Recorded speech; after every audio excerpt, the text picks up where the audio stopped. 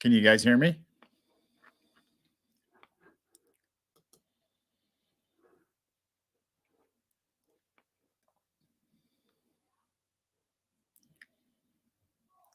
All right, so this is our backyard view. It's the shed is facing basically north from our back porch. And so where the sun set in the middle of the field in between the tree and the barn would be almost northwest. And on the other side of the tree, following the grass line, would be west.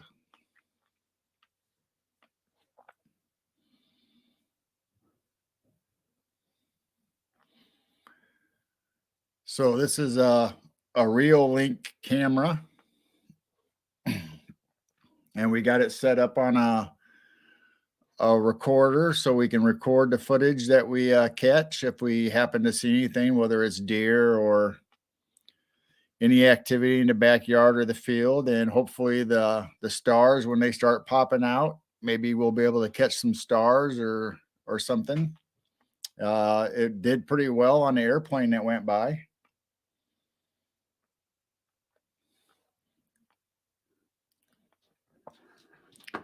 And this camera, I didn't really realize, I thought it was fixed, but it does zoom in pretty well. I was really surprised.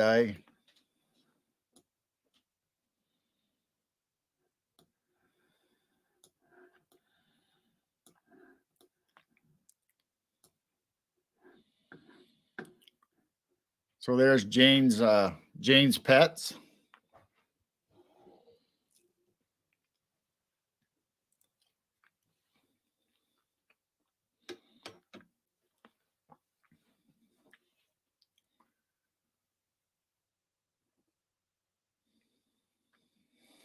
Freaky.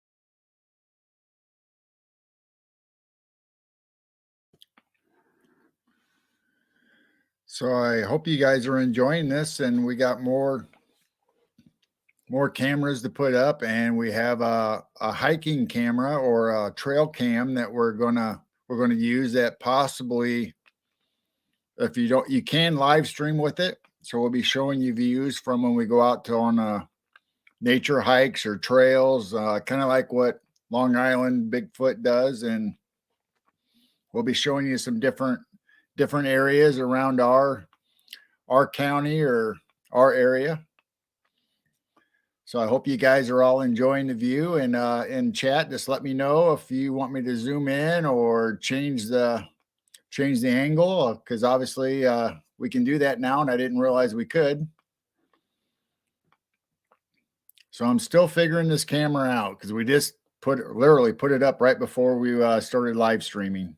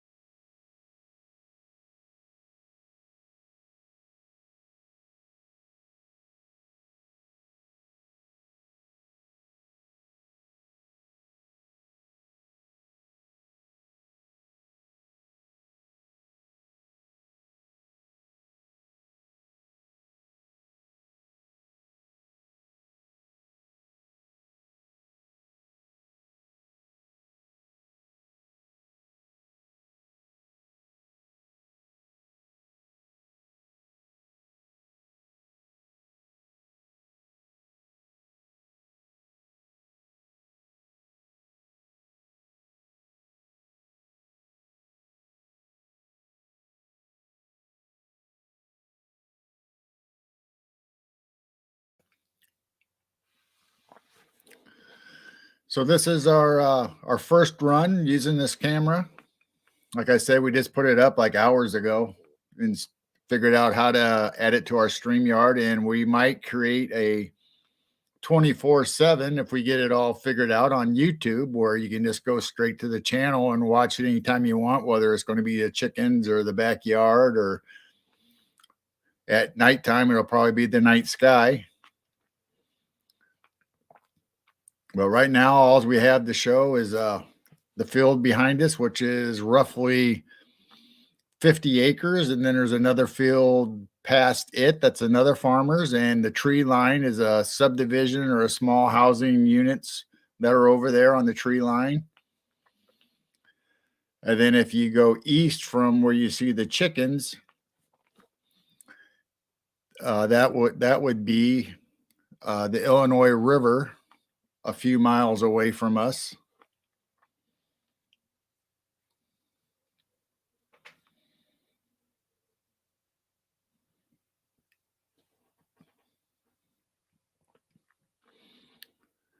So if there's anything that you see or want me to look at, let me know in the chat, and I'll try to maneuver the camera the best I can.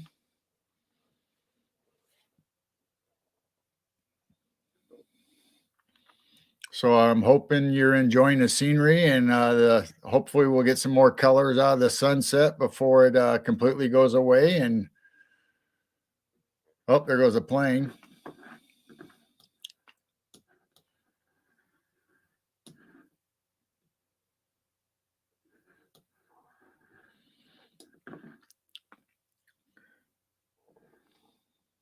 That one doesn't look like it's leaving a trail other than the natural dispersion of the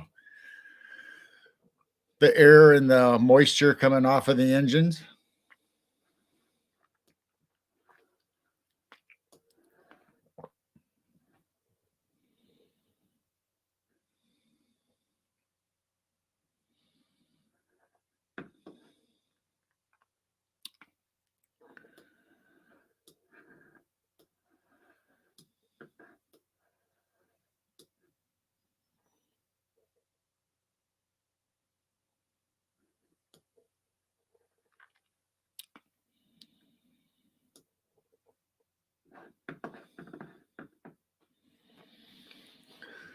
So eventually, we'll probably move the location of it. I don't know, maybe a little higher so we can get more of the sky above the barn and the tree and still maybe be able to come down to the field.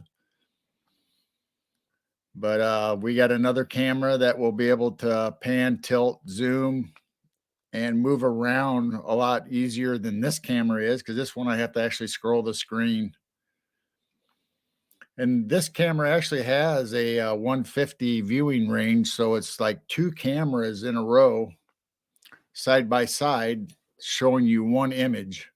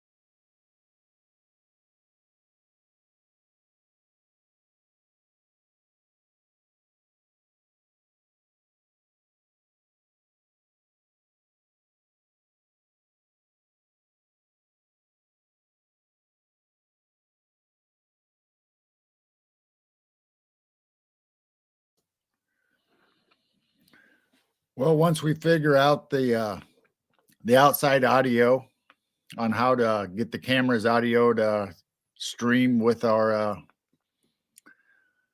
live view, we'll get that incorporated. But for right now, I don't really know what button I need to hit on the software to bring up the sound for the camera. Otherwise, you'd be hearing the roosters and the chickens crowing and barking, and you'd be able to hear the birds and everything else, the crickets or bugs if it's when they're going. And hopefully, we'll be able to get some zoom ins on some birds or some dragonflies. We've had a swarm of dragonflies that like our backyard, especially when the field was up. But now that it's down, they've kind of moved on.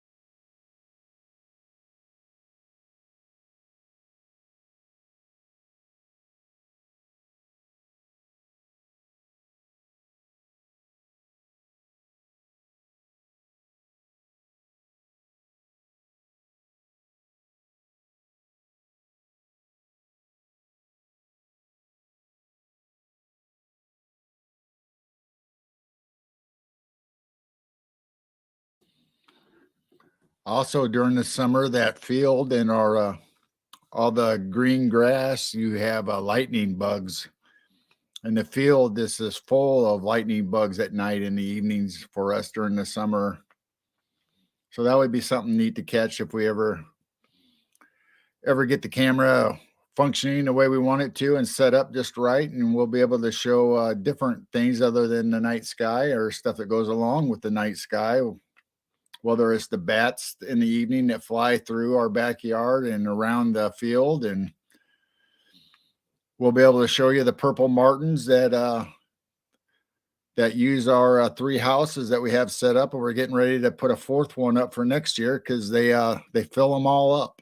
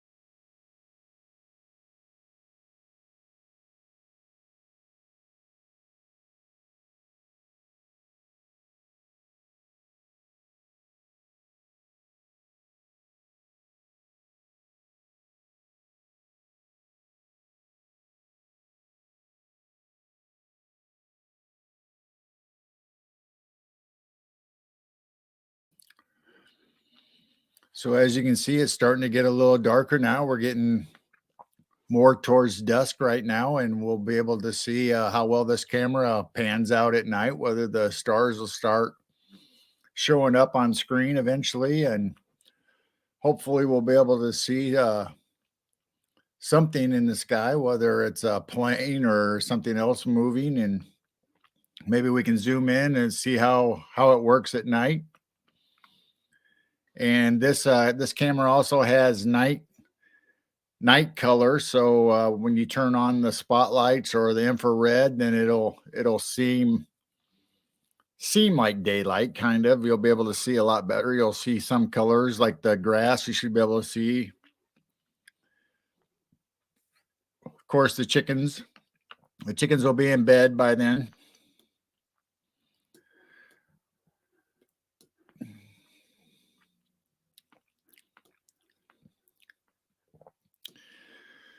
So most of them looks like they've already went inside the barn into their coop or their nesting area. but until it's almost dark, they'll keep coming in and out.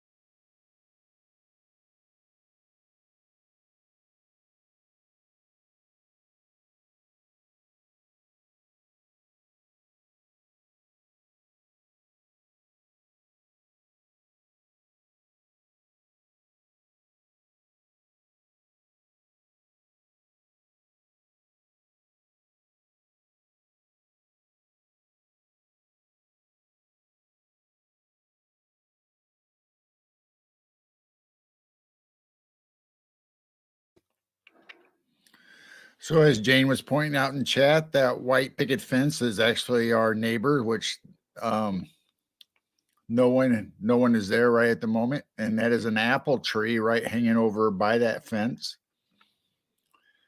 And then by the clothesline pole right there is my father's grapevine that we brought off of my mom and dad's property and transplanted it. We actually have two grapevines right now, I believe, from their place, and along with wildflowers, and that came from my uncle's farm. We transplanted them.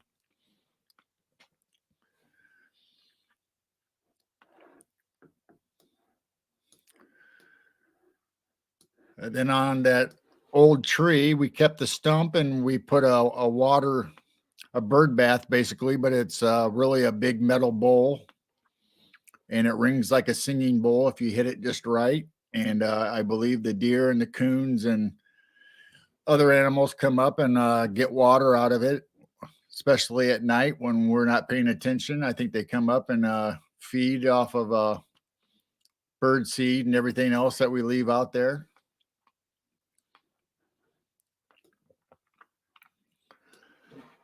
And then where the Martin house is and the old hickory fence post from the farm, that's our garden that we plant every year. And not only does it feed us, but it also feeds the chickens and the goats. We give the goats cherry tomatoes and all kinds of green vegetables and stuff out of there for them to eat on all the way till winter when they switch over to their grains.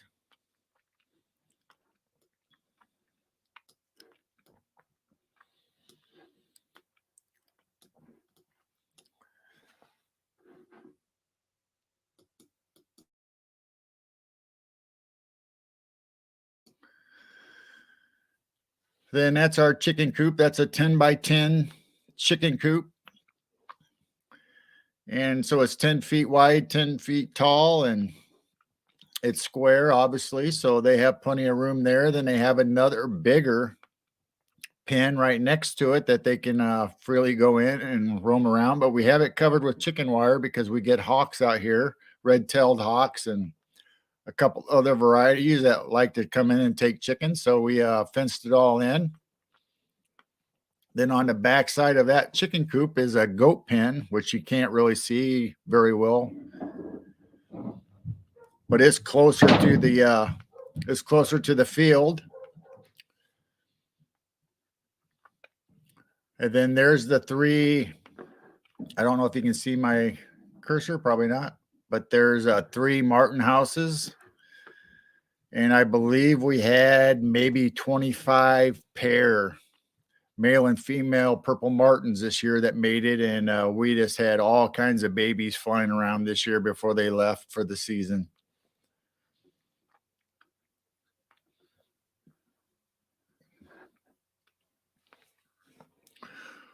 So we just ended up getting 3 baby goats. They're miniature goats, and they're really small. And I think did another video one day with this our camera or iPad or something, and we showed the baby goats. But we got 3 new baby goats, and we've had 2 older goats that were gifted to us, and we said we'd take care of them because they no longer wanted them or needed to move or whatever the reason was. I can't remember at the moment, but and one of them is a half fainting goat, but it does not faint. And his name is Gary.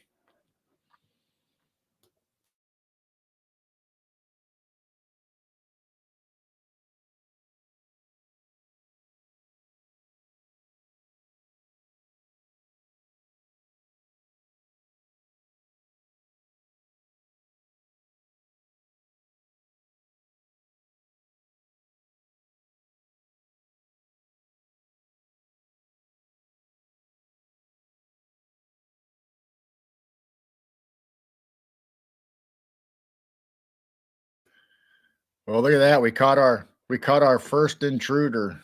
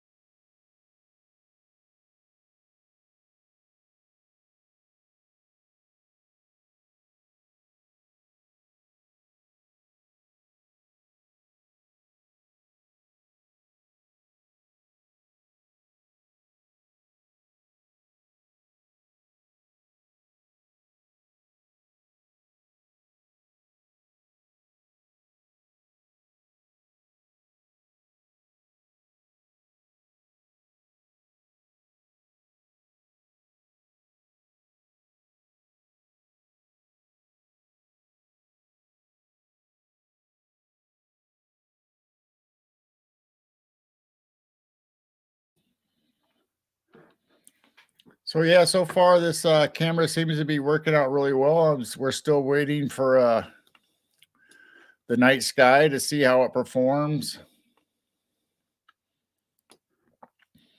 Now this camera is not really meant for what we're going to use it for, but I think it so far during the day it's going to be nice. So hopefully the stars will pop tonight. We'll be able to see some nice stars and hopefully something moving in the night sky. And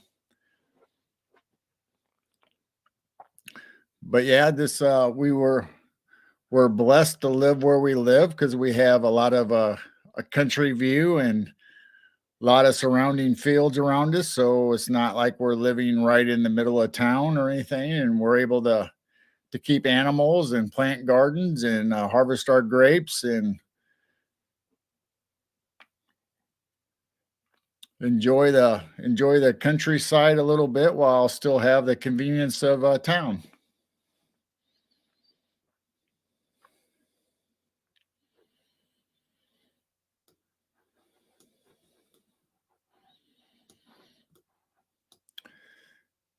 So the barn is actually a Morton shed, which housed a combine for the farmer's field because we bought the house that went to this field right straight behind us in this view that you have. It was the original house that went with this property.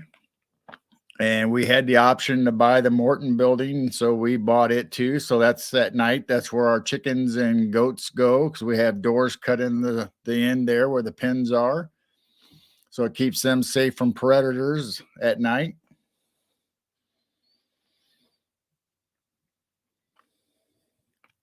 No, no brown dwarf. I don't.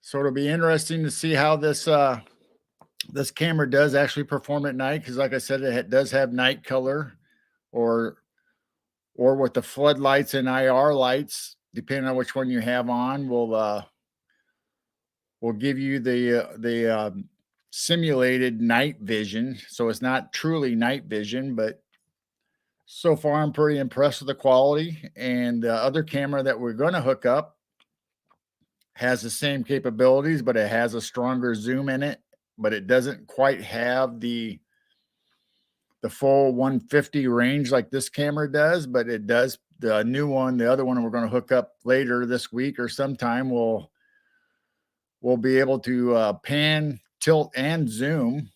So we'll be able to it has 16x zoom, so we'll be able to really get a lot closer to things, whether it's the chickens or something out in the field, or maybe closer to the trees over there on the tree line where the sunset is.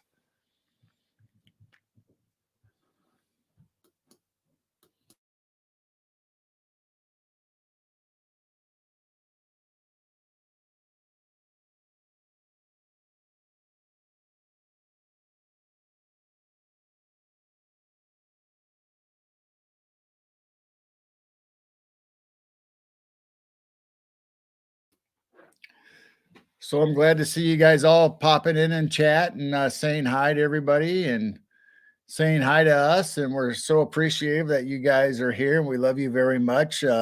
This is just kind of a test run tonight, but we thought we'd go ahead and go live. And since we kind of worked out some of the kinks and was able to incorporate it into our live feed, that we'd show you guys tonight and let you have a little preview of what to expect coming up this winter and into next spring. And hopefully by then we'll have more cameras.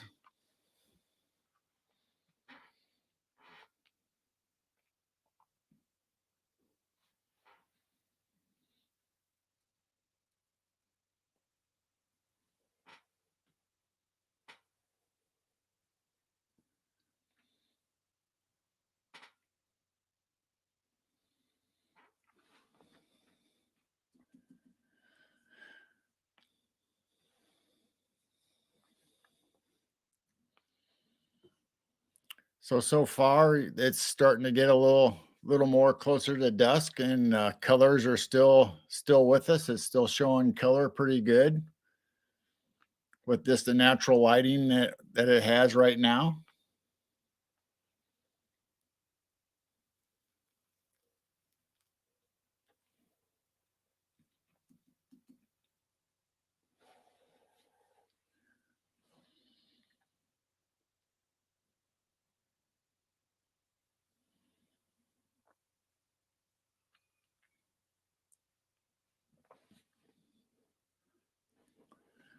I believe earlier we had clouds in the sky, but I think it's all cleared up. That's just the rays of the sun. And I don't believe, I haven't been outside. I've been down here in the studio trying to navigate this camera, so I haven't been out in a while, but I think it's a clear sky. Maybe Chiro can or Jane can let you guys know if there's any clouds.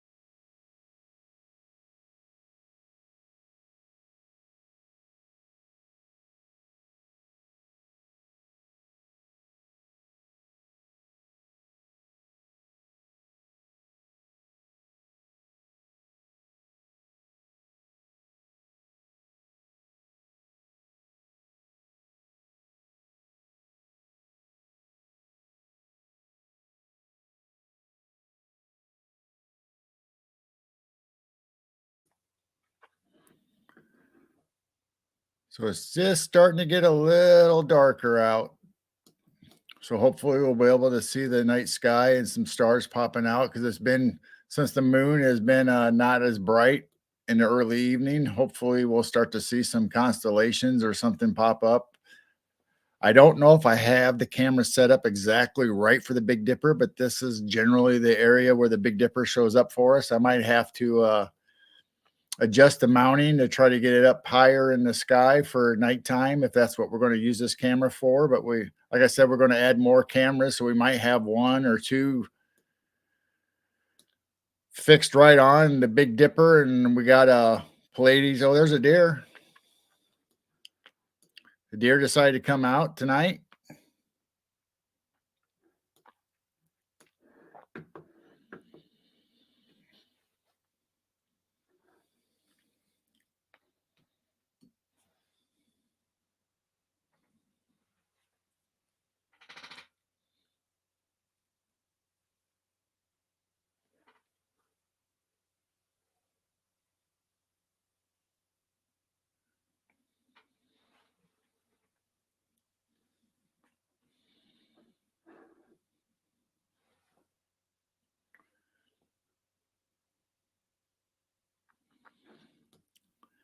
It's getting dark, so it's a little pixelated that far out, but I don't know how the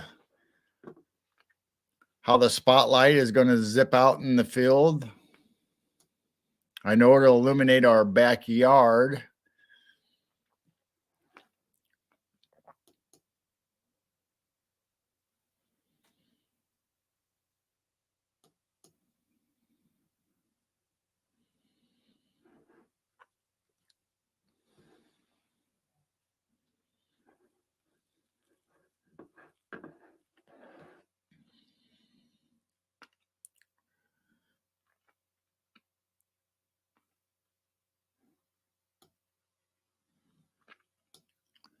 Oh, looks like he's moving. I don't know if he'll come up to the apple tree or not.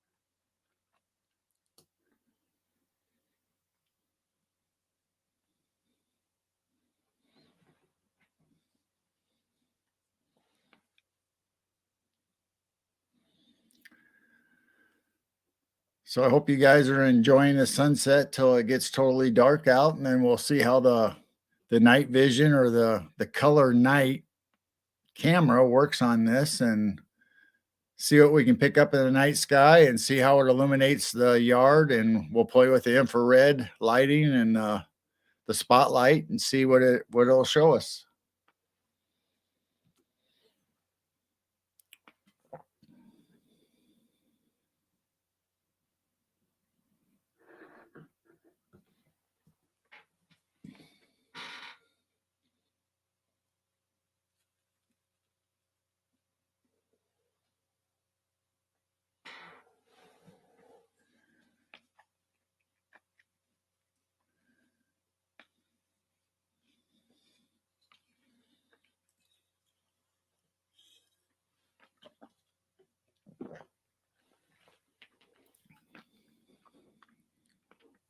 I was hoping the deer would move in a little closer so I could zoom in on him and it wouldn't be so pixelated.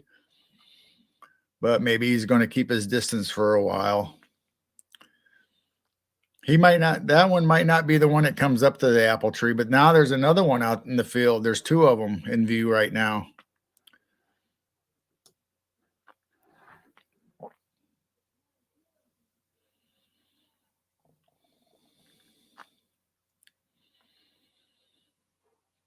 So we'll get anything from deer to raccoons to possums to skunks.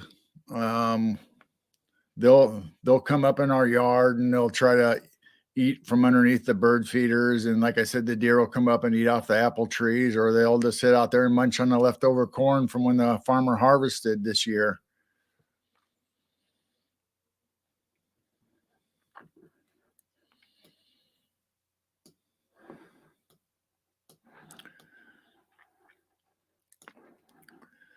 It's just getting a little dark, a little pixelated to try to zoom in on them.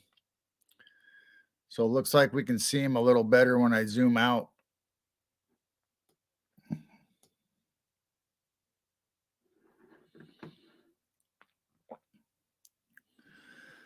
They look to be a pretty good size. I don't know if it's a mother and an offspring or if it's two adult deer. I can't really see from my angle. Otherwise, I'd be upstairs, probably out in the sunroom with binoculars trying to get a better look at them.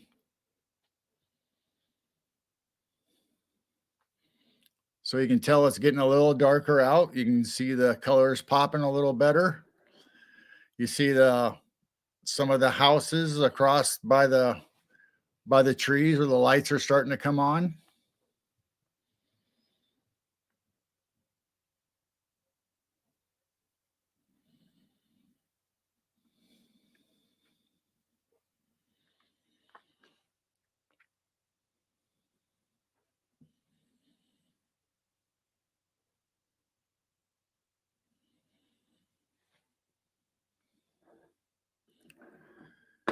You can start to see that the wind's picking up a little bit. The leaves on the trees are starting to move a little. So I don't know if it's going to be a real windy night. The last few nights we've had really strong winds, but it's been really calm all day for us when we're setting up the camera and doing stuff outside.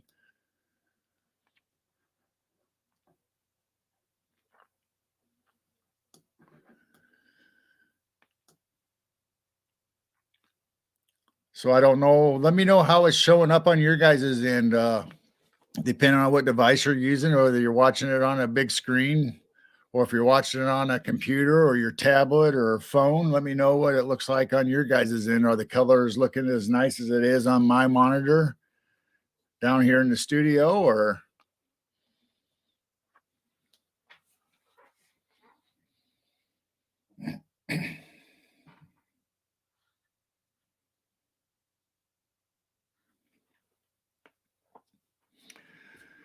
yeah, when me and Chiro first got married, we were looking for houses and we found this house attached to the field, and we've been very blessed all these years to have this country view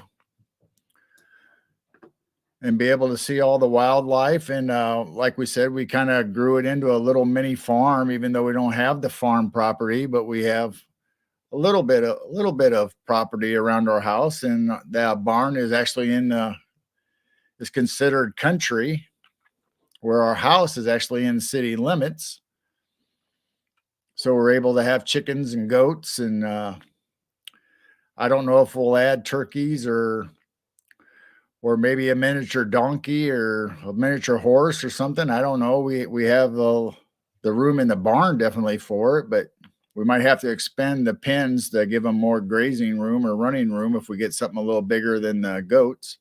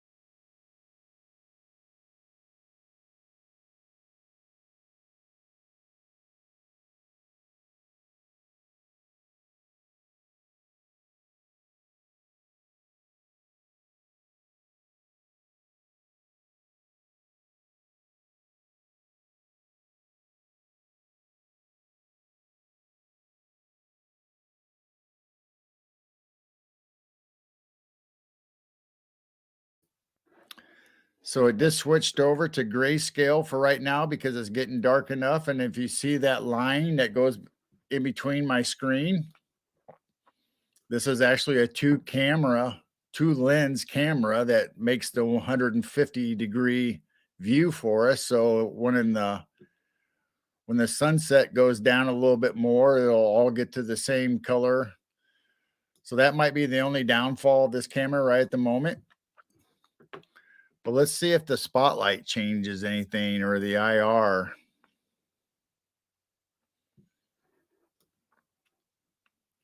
Now that's the spotlight on right now, so it made one side a little brighter, but the sunset and the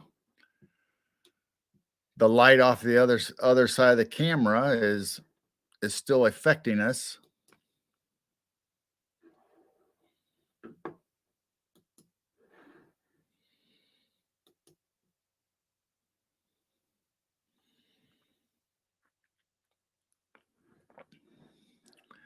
There went a bug zipping by us.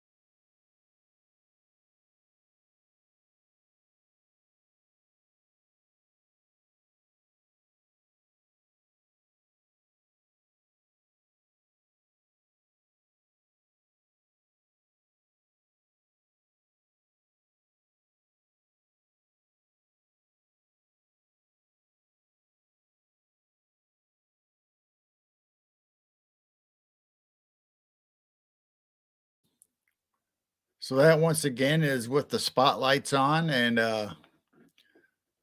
later I will just have it on infrared to see what the infrared does without the spotlight to see if it makes a big difference. Like I said, this is a brand new camera for us. We just got it hooked up a few hours ago, and we're gonna experiment tonight to see how it looks at night and what the night sky looks like. And so you guys are going on a journey with us if you stick around, because we're going to keep streaming for quite a while to test out this camera to see what it picks up, what it doesn't pick up, or see if we need to adjust it any way we can to make it look better. And the dusk time, where it starts going from light to dark, might be a problem at the beginning, so we might have to adjust for that. But during the day, it looked really, really nice. So we just need to see when it gets completely dark what it's going to look like.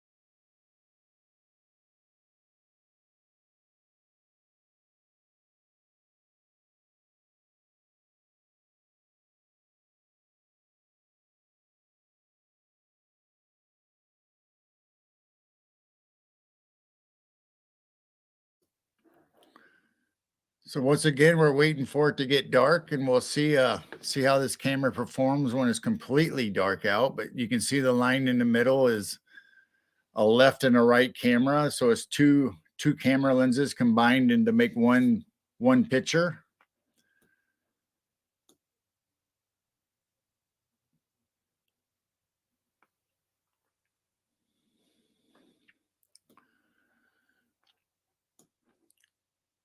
So we'll have to see how this performs at night when the stars. Well, there's one, looks like it's popping through right there.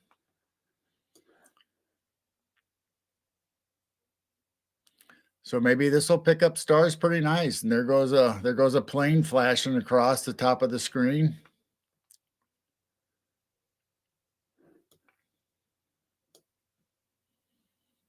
You can kind of see it blink and go across the top of the screen.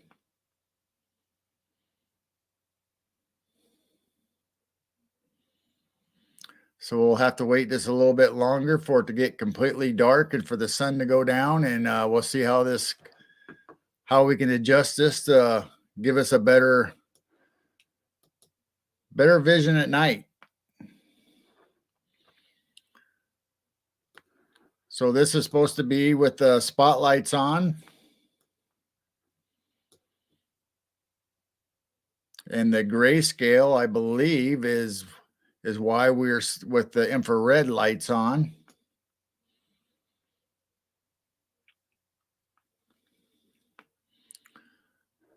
So even though it's not completely dark out, I think the right side of the screen is starting to show promise. So we just need the sun to go down for the left side to catch up with it.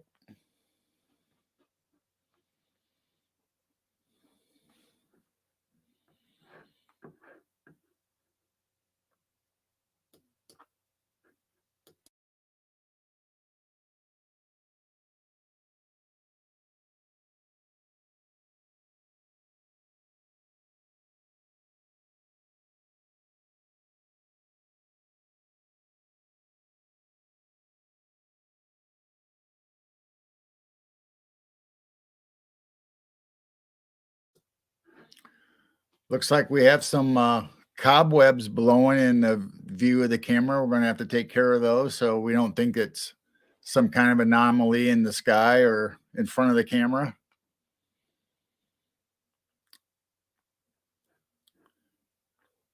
It's kind of interesting to watch, but that's something that we need to get rid of. So I think it's a cobweb or a spider web right above the tree.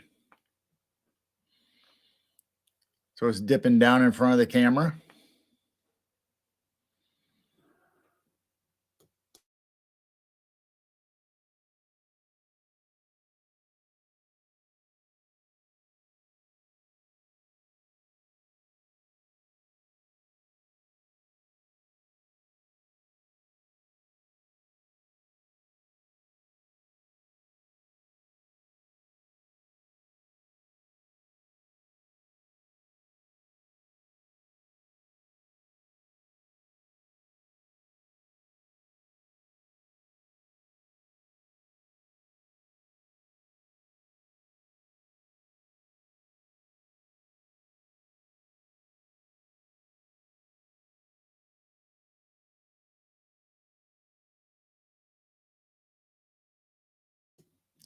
So this is what it looks like with just, I believe it's just the infrared on and no spotlight whatsoever.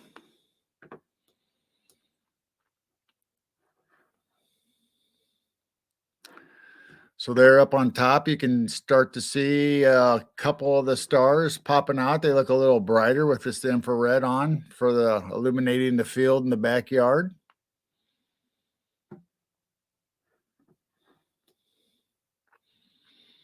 So I hope you guys are enjoying this as much as I am. I'm just loving this camera so far, other than the split screen at dusk. It was kind of one side looked pretty good and the other side was kind of bleached out a little bit, but I'm pretty impressed with it so far.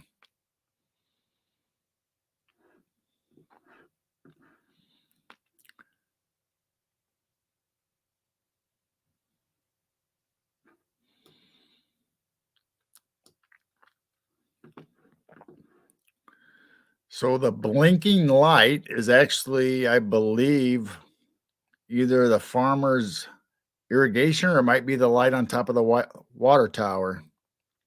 What do you think, Chiro?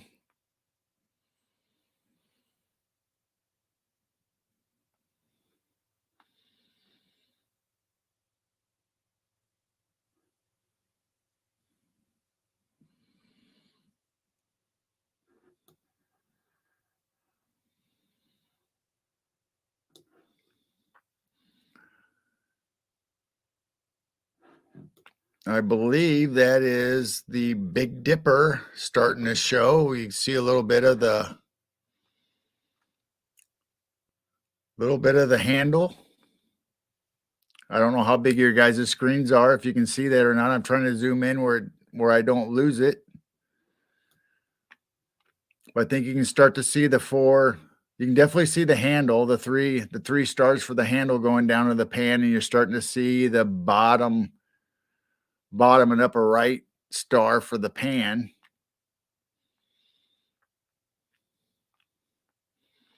Let me know if you guys can see that or not.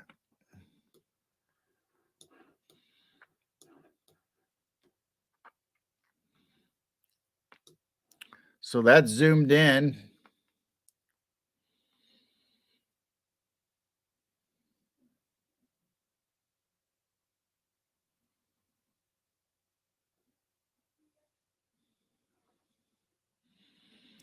So we definitely got it set up for right now for this season for the Big Dipper. But like I said, we're going to have more cameras, so we'll be able to zoom in on different things, and hopefully we'll be able to see the stars really nice when it gets totally dark out, because we still got a sunset getting ready to go down.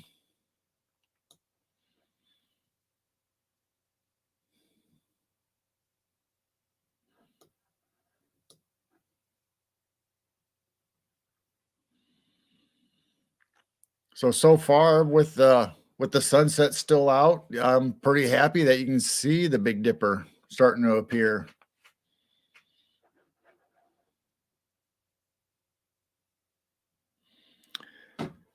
And that is headlights going across our garden and a tree from the road in front of our house, because there's a T intersection right there that people come down. So it does shine lights through in between our house and the next house and into the field a little bit. So once in a while at night, you'll see that.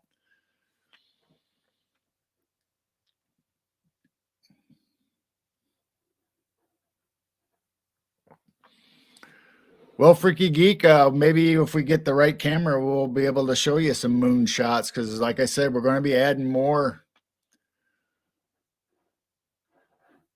cameras to this system. So there's a plane going across right above the Big Dipper up to the top of the screen, getting ready to hit center screen.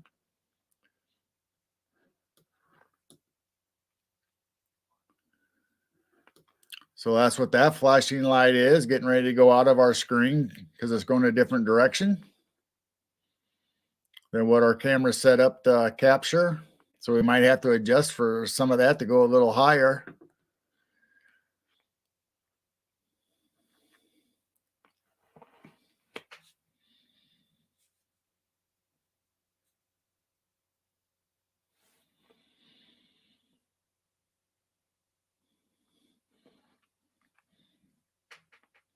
So actually, I don't know what the first star for us to pop out, because it's usually a planet comes out first that's bright.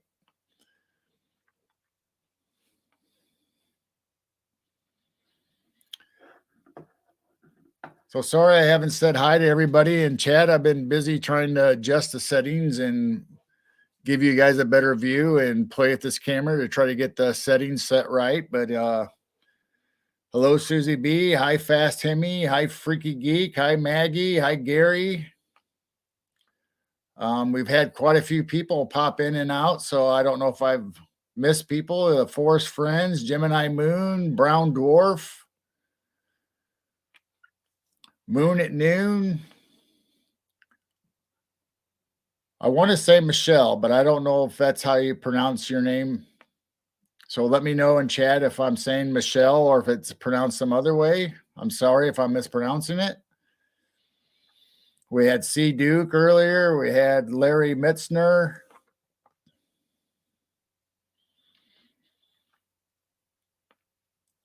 I don't know if I said Gemini Moon already. We had Juno in here. We had Scott. We had Paranormal Pixie. I don't know if everybody's lurking or if they've all been in chat one time or another. I think I said Brown Dwarf earlier.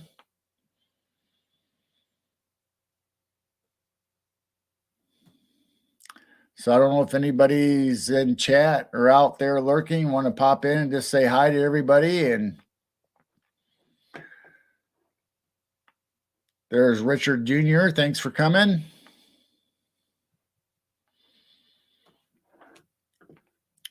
Yeah, we kind of picked it was kind of dinner time for us too while we were setting this up, and we kind of postponed it. But we wanted to get it hooked up because we knew it was supposed to be a pretty clear sky tonight. So we wanted to see how this camera performed. And actually, it's a new toy, so I was really excited to get it hooked up and try to incorporate it into our live stream so we can bring it up at nights. And if we want to show something or record the video that we capture in the night sky, so we don't always have to be out in the backyard standing there, we can kind of use this as a reference.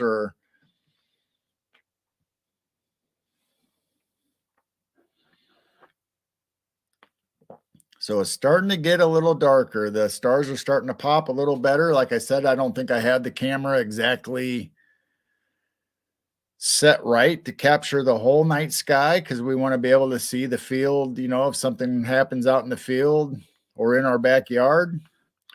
Let's turn the spotlight back on to see if it makes a difference yet. Now, I still got the division line.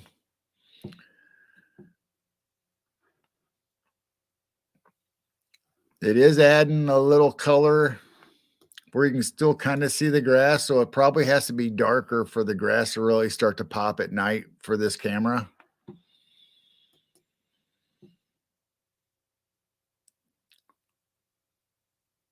Oh, that's kind of cool. When you turn off the spotlight, then the camera's got to readjust.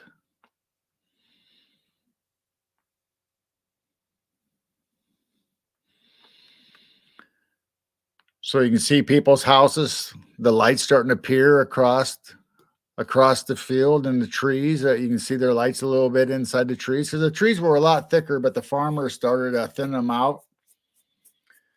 So we lost a little privacy to our backyard because of that. But hopefully next summer they'll start to bush out again. And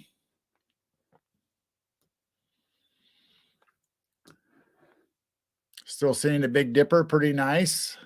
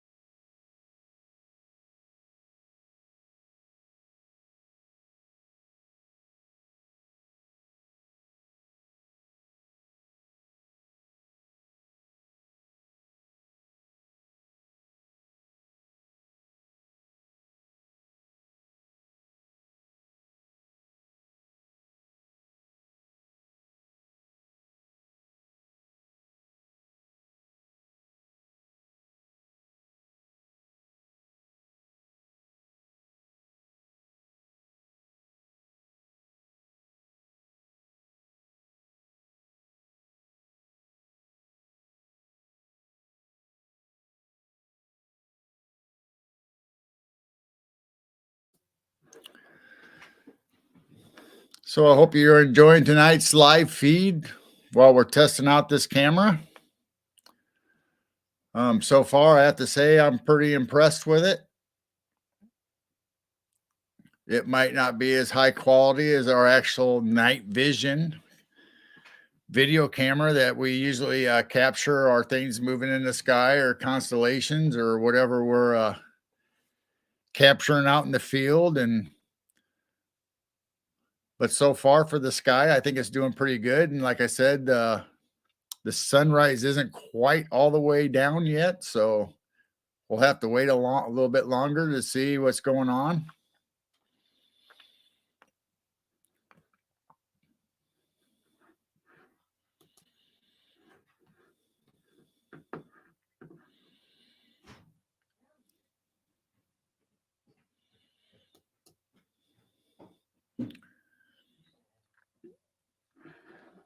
So this is with the spotlights on again.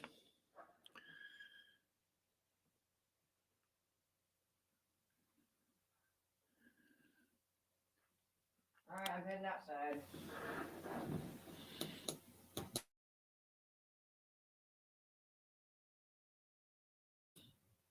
So with the spotlights on, you can see bugs zipping by and stuff. And I tasked Chiro to go out and see if she can't use a broom or something to get rid of that cobweb.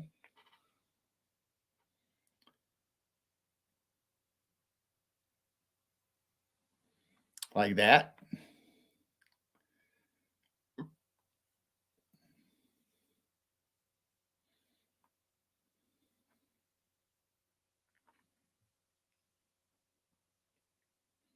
Oh, look at that. She's doing an awesome job.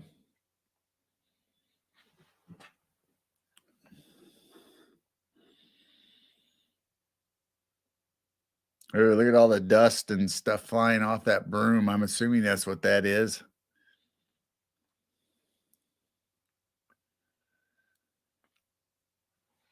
So I'm glad you guys are all sticking with us and watching this, as this is the first time we've had this camera hooked up. So we're trying to see how this performs.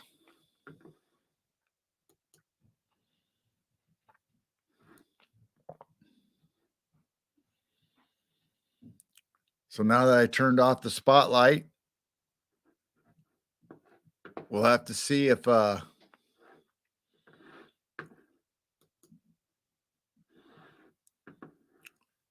see how well this adjusts, going back and forth between complete darkness and for the infrared to shine out a little bit and the night sky to get a little darker.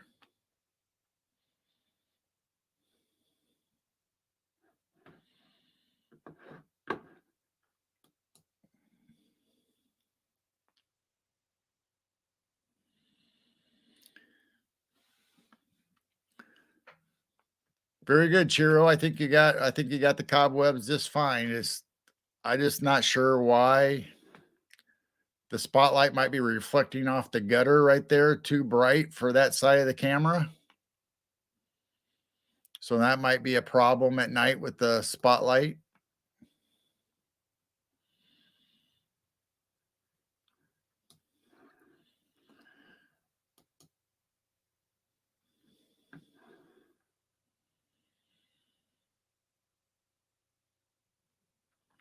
There goes a plane up to the center top of the screen. There's a plane heading out of range there.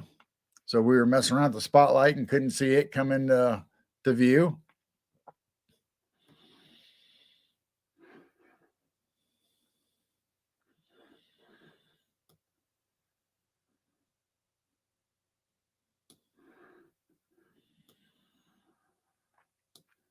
All right, there it's really, really, really dark in that one area. Looks like there was something following that plane. Was that a meteor? I think I saw a meteor. I'm not positive.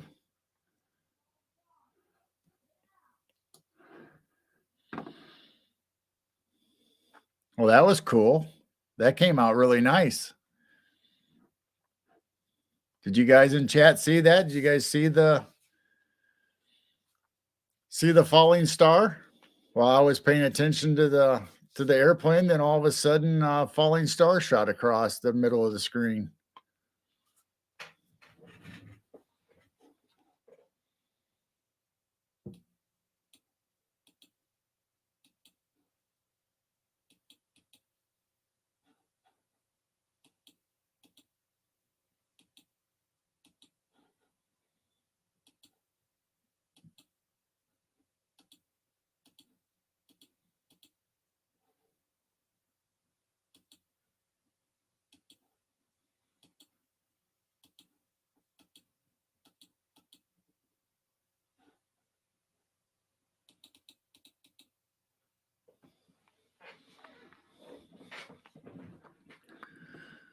So it looks like some of the sky over here is starting to get a little darker where the stars are starting to pop out. So hopefully when the sunset goes down, the rest of the sky will get just as dark because it's starting to get a little bit darker around the Big Dipper. Here comes another plane. Now the last plane I was saying, it looked like there was something following it. There was a little light behind it. So I don't know if that was another little plane or what that was.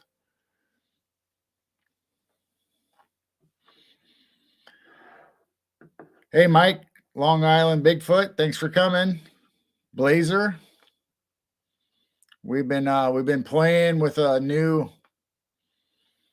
nighttime camera that we got hooked up outside to try to catch the night sky to see how that goes, to incorporate it into our live streams. And so maybe on Night Owl Lounge or if we don't have a guest on our Sunday night shows, we'll pop up the screen and talk with everybody in chat and see how that goes. But so far, I'm pretty impressed with what we're seeing. Here comes another plane. Looks like it's blinking. I'm assuming that's a plane since I can't really get a visual because we're not outside. Usually we're outside with the night vision camera and we can look up, and see, okay, we see the colors of the plane. Yeah, that's definitely a plane. So the sky over here this whole area is starting to get darker.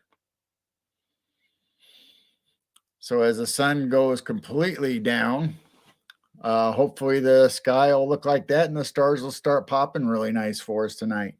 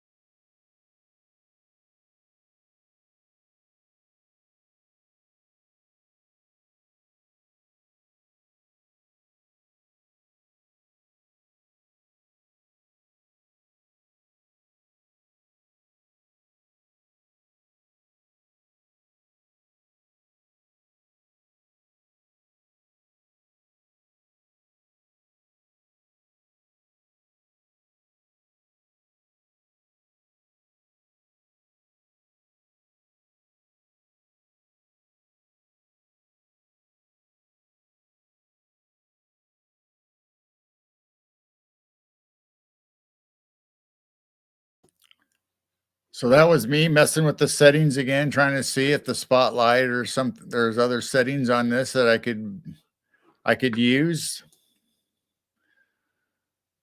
But so far, this is just infrared, no spotlight. So you can see over the horizon there above the trees where the houses are. That's still the sunset, still illuminating. And some of it might be from a real distant town. So we might have a little glow over the trees once in a while, but as soon as the sun goes down, it should get really, really dark in the sky because as you can see, the sky is getting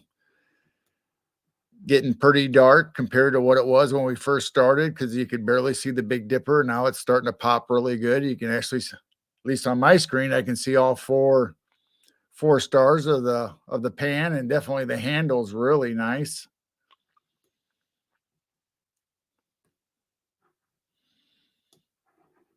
So hopefully you'll start to see more and more definition as it gets darker and darker out.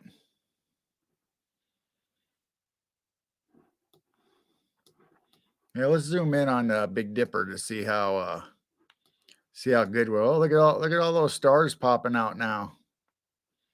When I zoom in,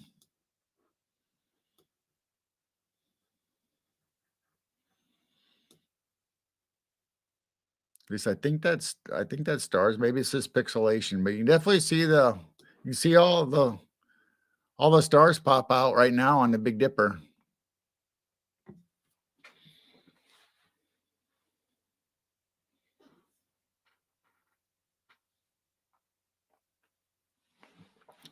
Yeah, from looking at the left side of the screen, I think that's all pixelation.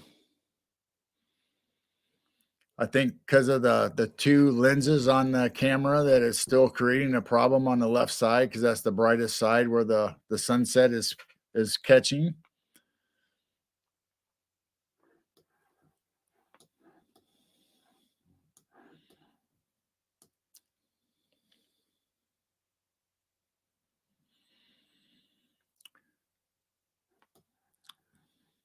So right now, I think that's about the best view of the Big Dipper to get all the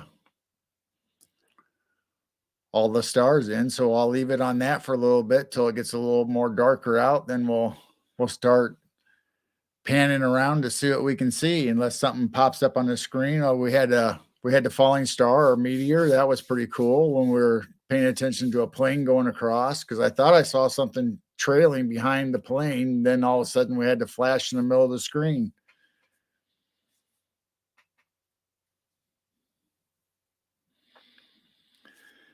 Yes, Cassiopeia is usually to the west or no, the east of and a little higher than the Big Dipper, but I don't think until it gets later when the stars start rotating that we'll be able to see Cassiopeia tonight, especially with the way I had the camera set up right now. Like I said, we're just testing this out, and we're either going to add more cameras or I need to adjust where this one is mounted for the best view of the sky. But I'm happy that tonight we actually got it set up so you can see the Big Dipper. And then to the front of our house, which is facing the south, and we can see the east and west and south sky there towards the east in front of our house. So you can see Orion come up in the evenings with Pleiades and the Seven Sisters constellation, or galaxy, I should say.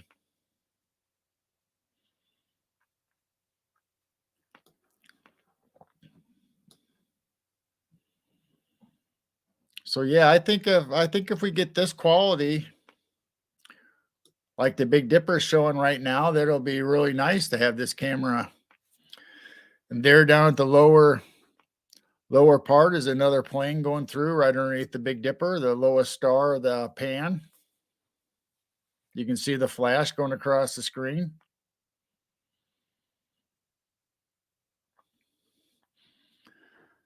So maybe tonight we'll see a power up or something that'll come across the screen that might look like a satellite or something, and all of a sudden get brighter and brighter and get huge in the middle of our screen, then dim down to nothing. That would be awesome tonight.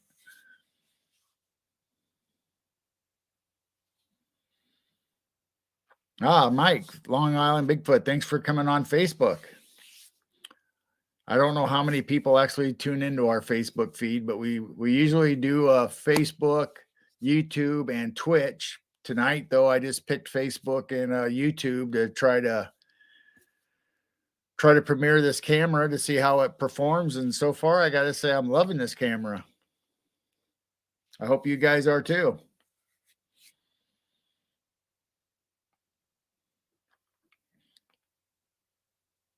Thank you.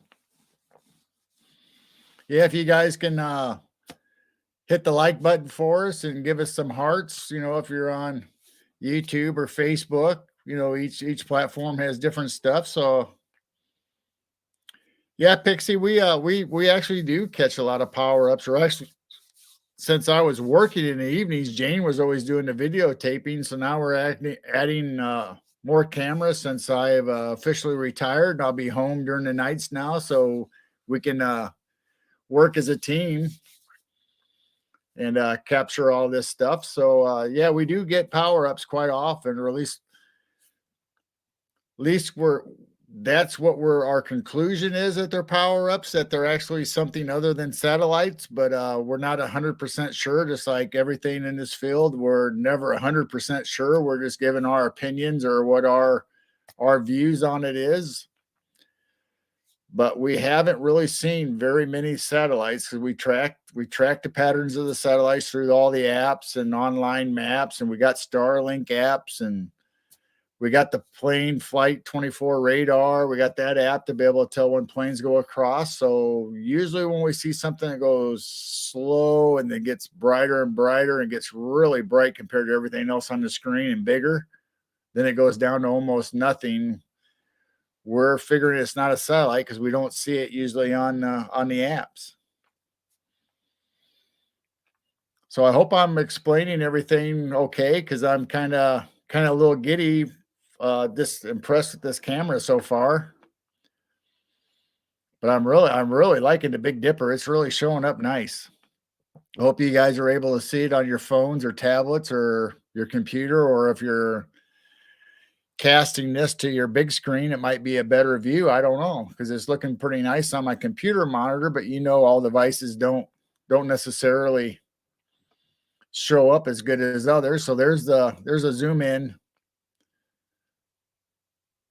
of the pan. You can definitely see the 4 biggest stars that make up the pan.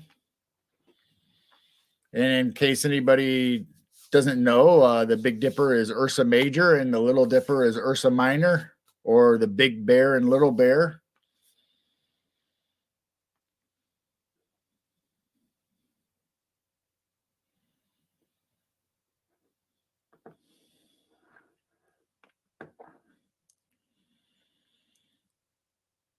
So I'm going to have to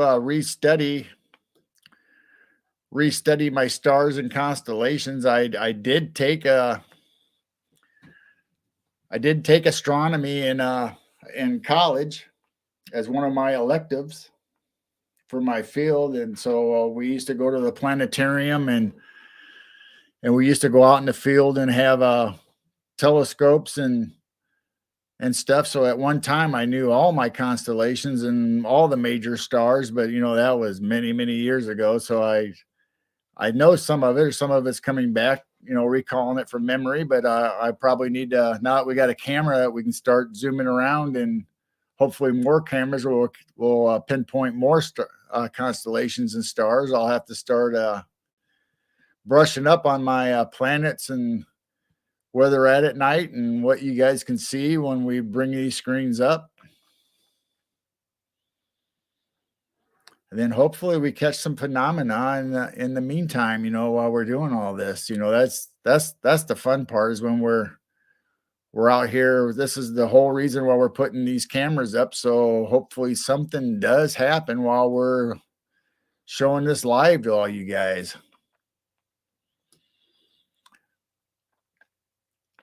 So now when I zoom out, you can start to see the pan showing up a lot better now.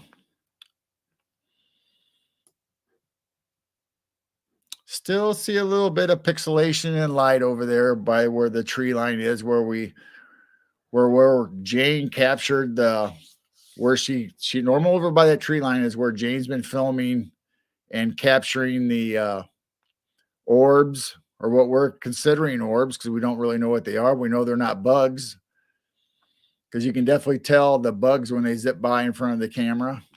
And we also caught a energy field, or looks like a sphere, like a Tesla ball. If you ever remember those coming out, where they had the glass sphere and a little electrode in the middle, and it started shooting shocks of electricity out to the glass when you put your hand on it and moved around. It looked exactly like that. And it was up in the trees over there where those lights are shining, but a little more over here, over there where the light of the horizon, just past those lights, those little lights, or houses in the trees right there.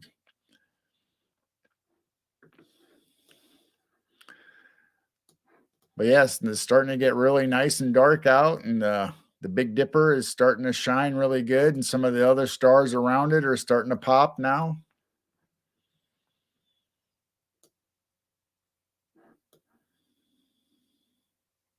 So there's a better zoom in on the Big Dipper.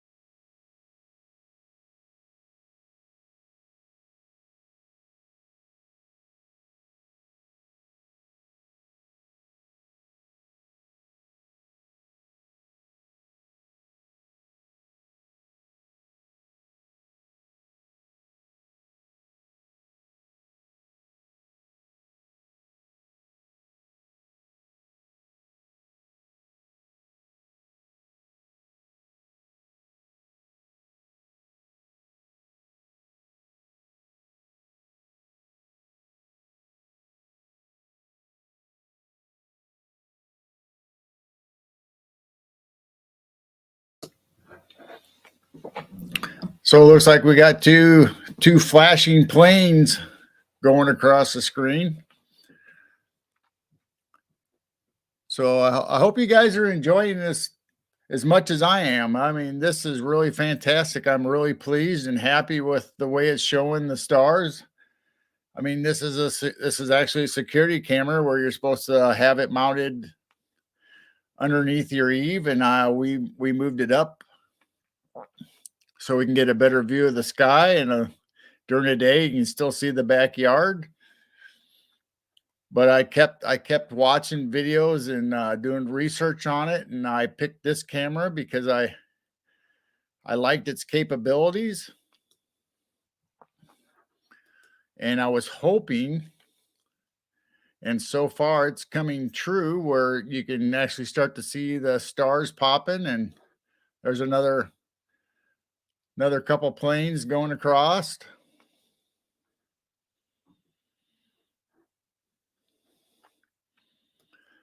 And so we actually have this set up on a home security DVR or NVR video recorder. So we're actually capturing this live. So if need be, we can go back and clip out some of these, like that meteor and anything that we see that we want to look a little closer. We can go back and review it, and hopefully make shorts and upload them to Facebook or YouTube so other people can enjoy them. If they're not catching us live at the time, they'll.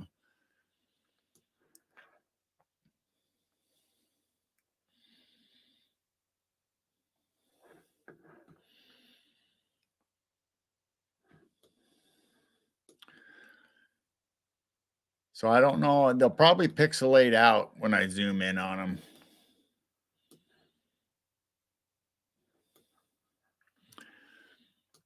But we had a real low plane this afternoon, but we didn't have the camera set up, so I tried to hold it handheld to try to capture it, but I couldn't zoom in on it. So I'm interested in tomorrow or the next day, when we have, since we have this camera mounted, what a plane that we can actually visibly see with our eye, what it looks like on with this camera during the day, because the skies were really bright and blue, baby blue this today when we were hooking up this camera. So that's kind of what got us to hook up the camera right away so we could play with it and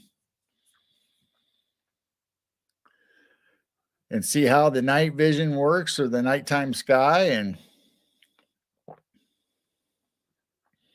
it'll be interesting to see where those lights are at the bottom of the screen in the houses. There's a train track that goes in between the houses and some of the trees. So from our windows out back, we always say there's a ghost train coming by, because especially on foggy nights, all you see is this big glow, this light coming down by the field in between all those trees, and it's really cool. So I hope we'll get one of those here sometime in the near future so we can record that and see what it looks like on the camera.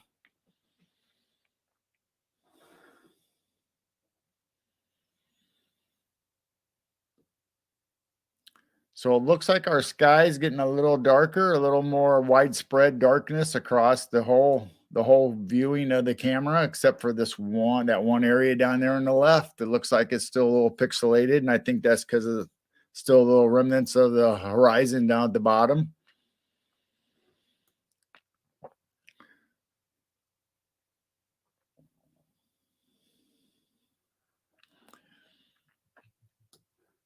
So far, it looks like the Big Dipper, right around the Big Dipper, is like the best viewing area right now.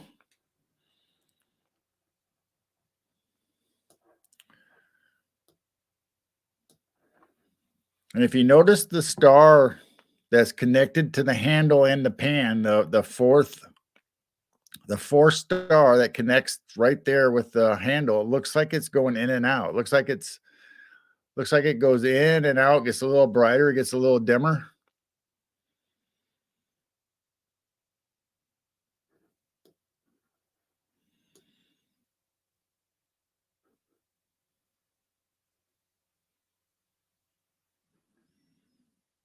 It looks like it's not quite as solid as the other stars. So when you have it zoomed out, it almost looks like it's going in and out.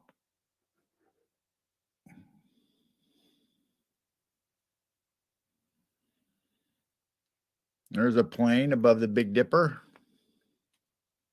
At least I think it was a plane. I saw one flash so far that I don't see nothing no more. Maybe it wasn't a plane. Did you guys see that flash?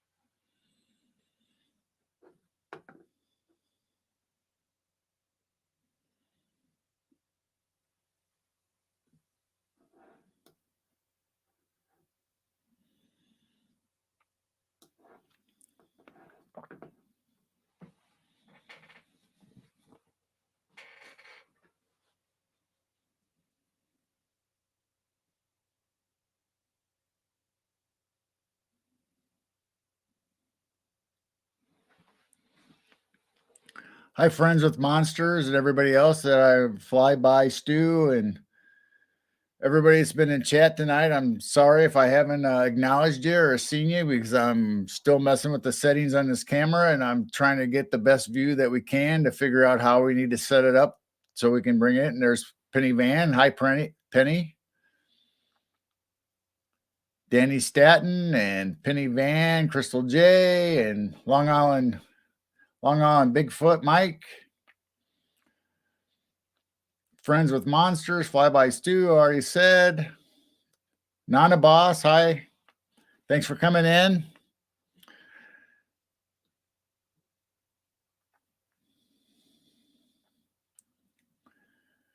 Freaky Geek, Scott.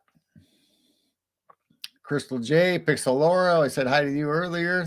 I mean, thanks everybody for coming in. We're going to keep this going for a while just because it's the maiden voyage of our outdoor camera. We're just playing around with the settings and see what we can do with it and see what we can catch or not catch.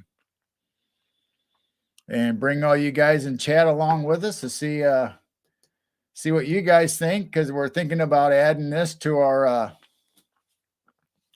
especially our Night Owl Lounge feeds. You know, we can bring this up on a smaller screen. Doesn't have to be the whole screen because it's usually me and Jane talking, or we could actually bring our picture up while we're showing the night sky live.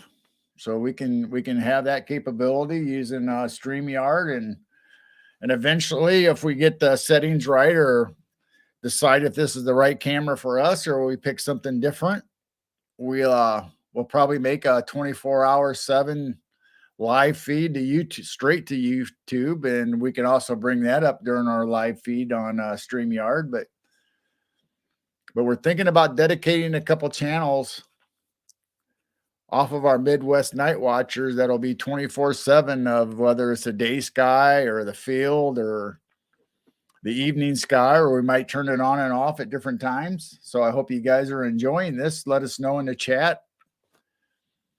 We hope this is beneficial. I know we love the night sky and going out at night in the backyard and seeing what's going on back there. We caught 2 deer earlier in the field, and that was pretty nice. We were able to tell it was deer, but it was getting towards dusk and it started to get pixelating. So I wish they would have came out a little earlier when the camera was really working good during the day. Because as you can see, we still have pixelation from when where the sunset is. But around the Big Dipper, it's getting really nice and clear. So I'm pretty impressed so far with the capabilities of this supposedly night vision camera for outdoor security.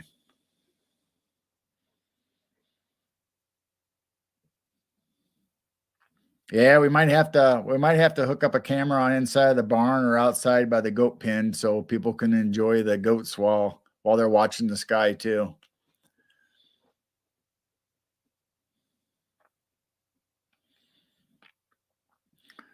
So if you haven't done it already, please give us a thumbs up and like and share if you haven't already subscribed to our channel. And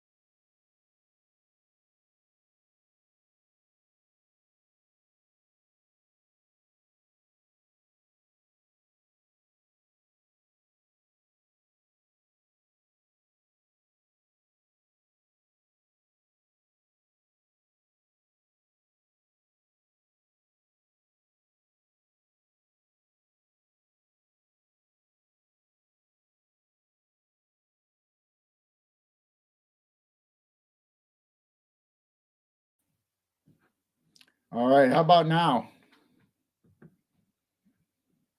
I took myself out of the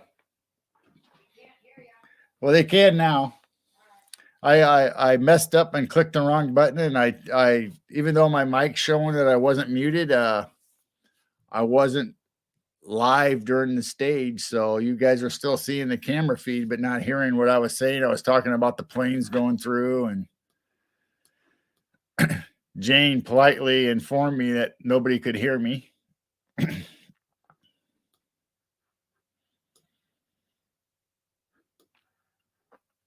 So we'll zoom in on the Big Dipper again, and that one star right there closest to the handle from the pan, the four stars that make up the pan, that one seems like it keeps blinking in and out, which is really strange to me. I know one's always been dimmer, and maybe that's the one that everybody talks about eventually will die out and we won't be able to see the light emanating from that star. So we'll only have three stars eventually. I doubt if it'll be during our lifetime, but who knows? Even the very last star of the handle looks like it flashes a little bit. Like it goes dim and then it gets bright.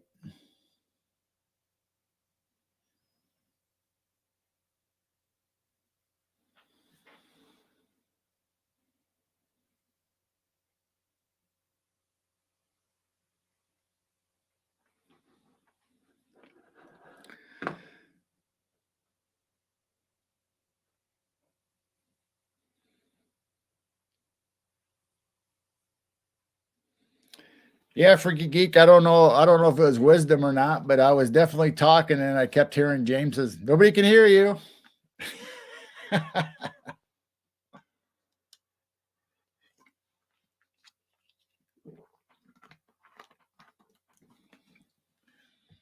So now I actually have my little my mic meter up there.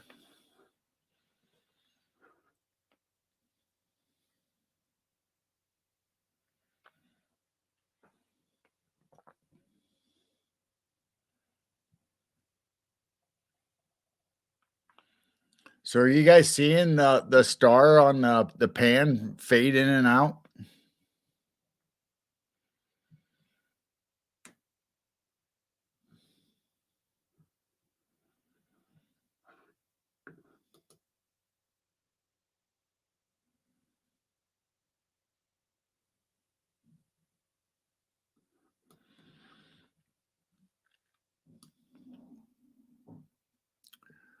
There goes a plane across the top coming down towards the center right above the Big Dipper.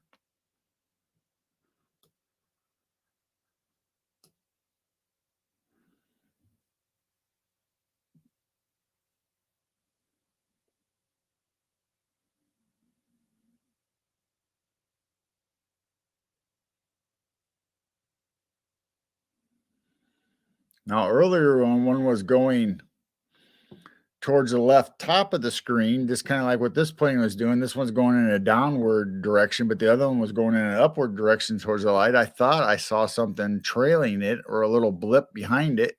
Then that's when the meteor came streaking across the center and flashed at me, then or flashed at us. You guys are viewing this with me. So then I lost track of the plane and I didn't see what was following it anymore, if there was something following it, because the shooting star was more fascinating at the time when that happened.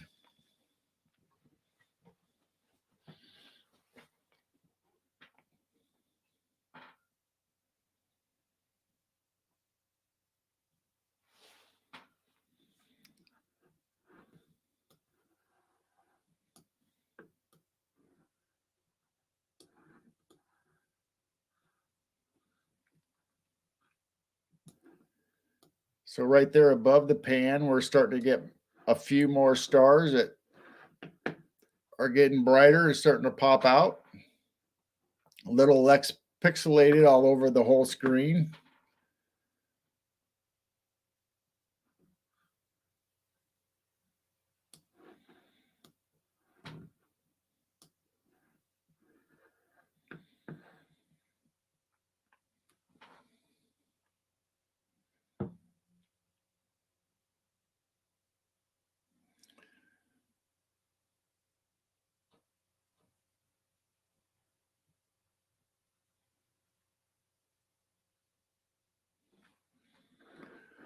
Well, I'm gonna back this zoom out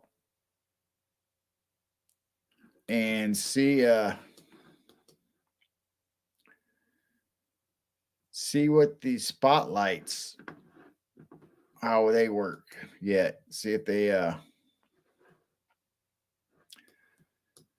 well, that's not too bad. I mean, I'm gonna have to move it because of the lights hitting on the side there where the gutters and the underhang is of the house because it's creating. But you can actually see the green leaves on the tree. You can see that our barn is white and blue metal paneling. You can see the chicken coop really good. You can kind of see the green grass. You can kind of see the arch on the other side of the lights. That's one of our grapevines that I brought transplanted from my mom and dad's house and brought them over here to our property.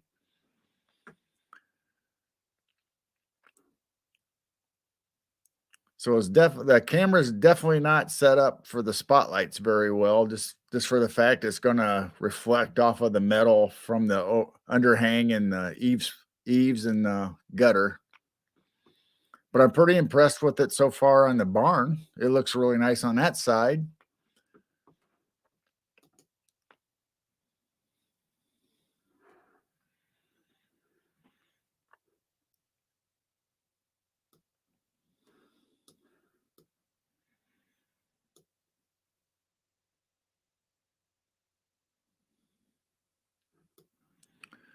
So far it seems like the Big Dipper is the highlight of the evening so far. And well, of course, with the meteor shower and your occasional plane going by. But so far for the constellations and stuff in the sky, the Big Dipper seems like it's showing up the brightest and best and in the darkest spot so far.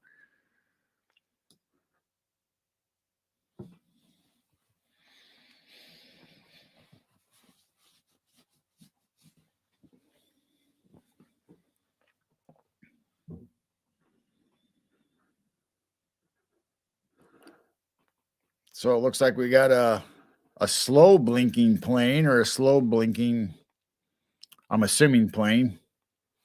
Like I said, we're not outside looking at it with our own eyes to see if it's a plane or look up on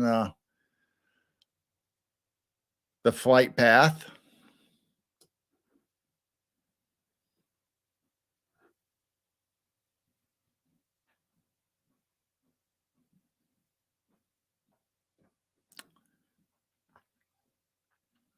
And there's a flashing plane going up through the pan of the Big Dipper.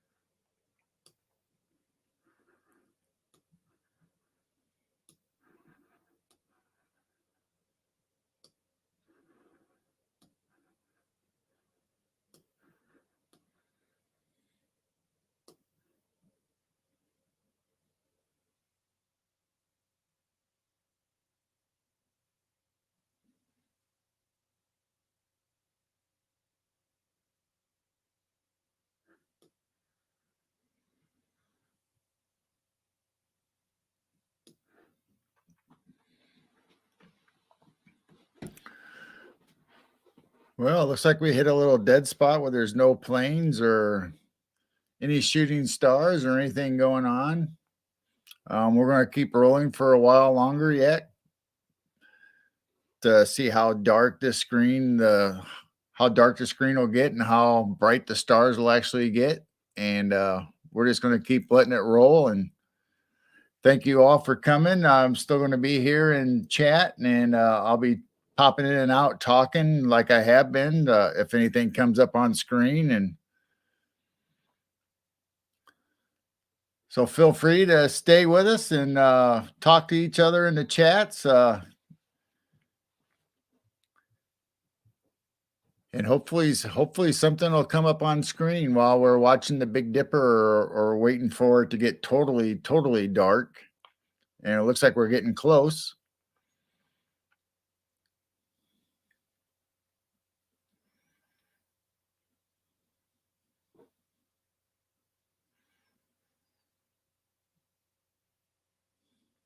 So if you guys see anything that I don't see come up on the screen or whatever, let us know in chat. And I'll try to maneuver the camera as best I can to see what you're talking about or try to show what you're talking about.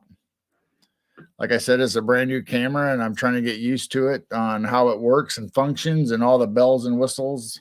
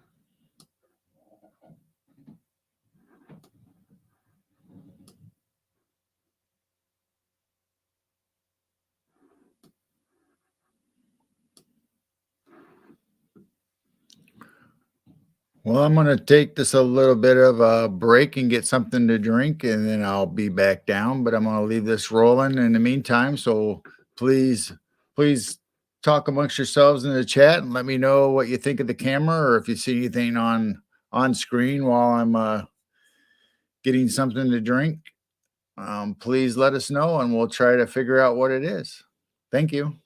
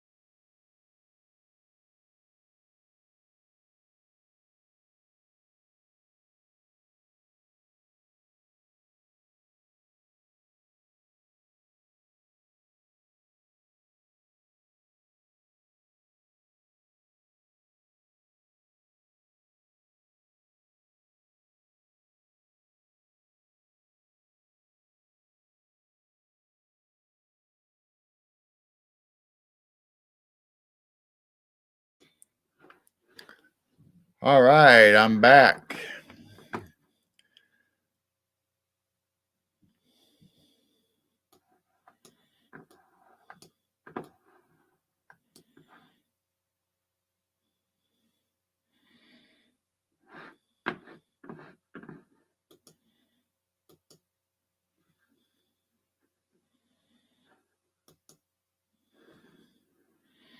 All right, we've been streaming for 2.5 hours, roughly.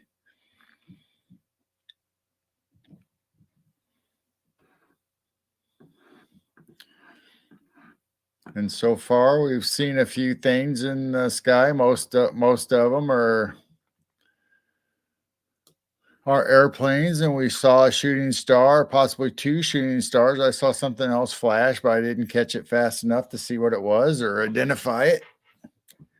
Not that we can 100% identify anything.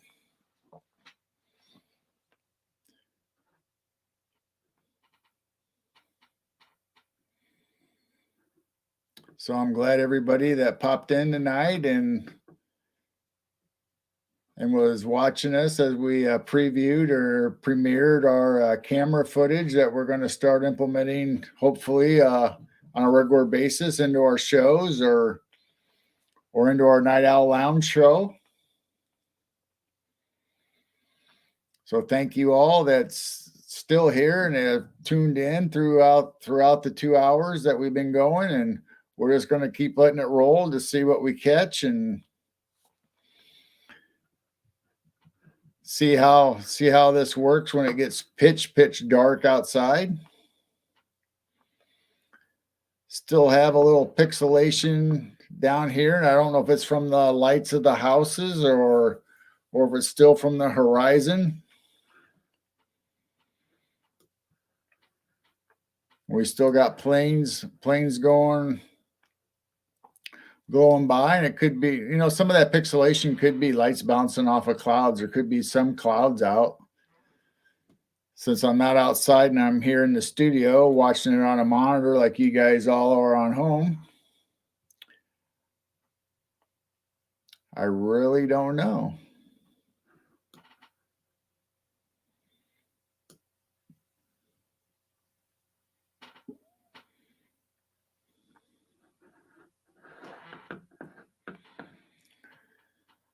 So if you're still in chat, if you're out there, please say hi and let me know you're still there. Or if there's anything you see on screen that I don't happen to see, let me know. Hopefully I can zoom in on it or catch it before it gets off screen.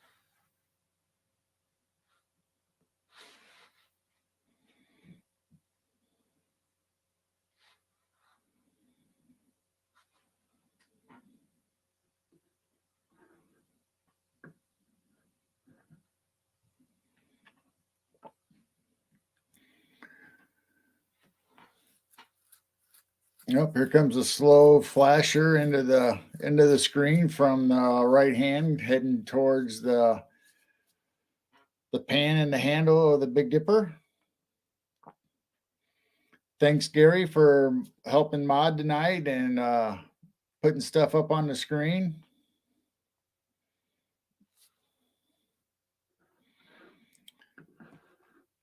Let's zoom in on this guy. See what we can see, if anything.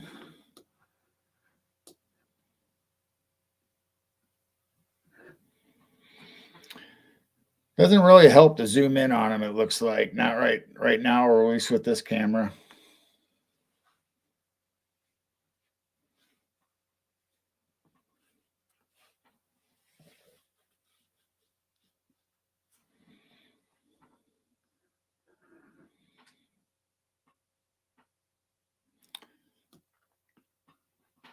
So airplanes definitely look better when you're zoomed all the way out. I think the bright lights and the flashing kind of throws off the camera a little bit.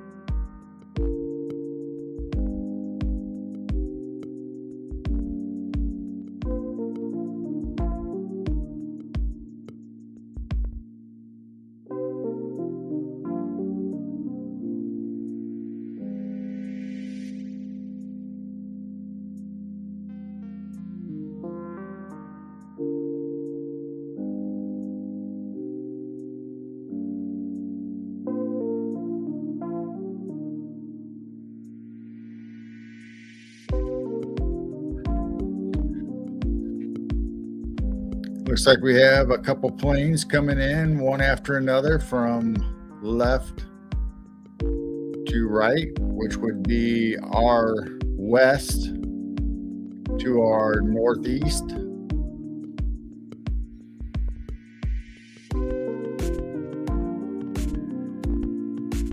Let me know if the music's too loud or not loud enough. Can you hear me talk over top of it?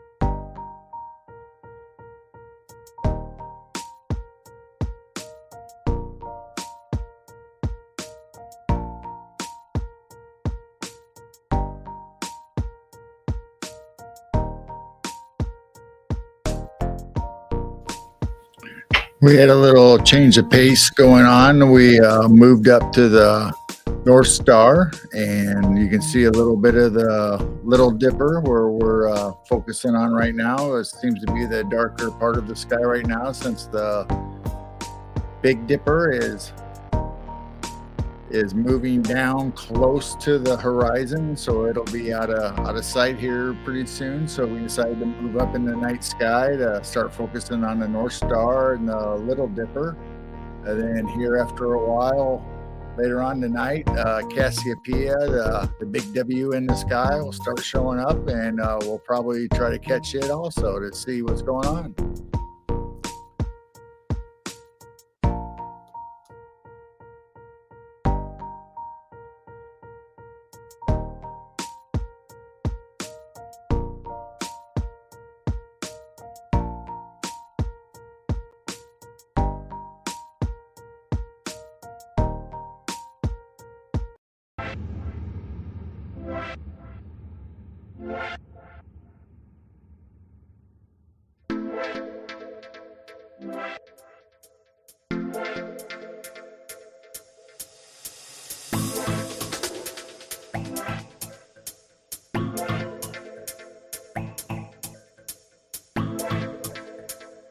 Just saw a little glimmer of a falling star or meteor.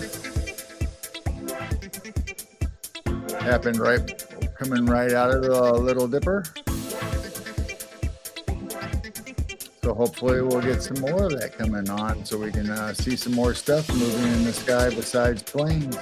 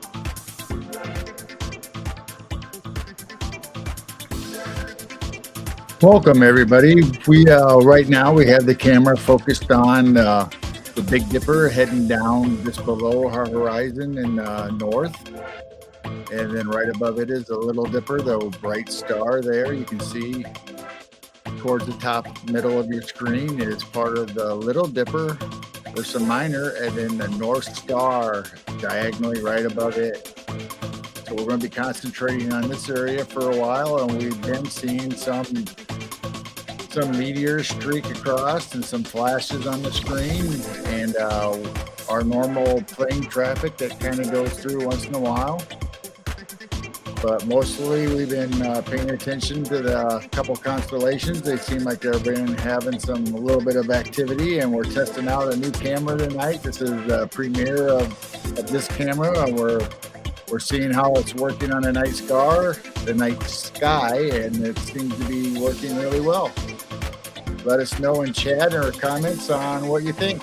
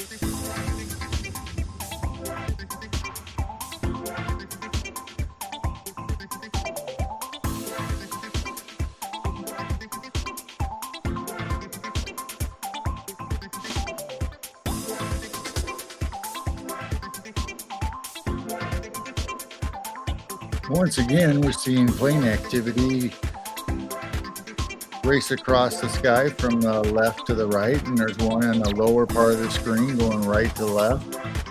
Just went through the Big Dipper, and we have another Fate plane going up towards the center of the screen from the left side to the center.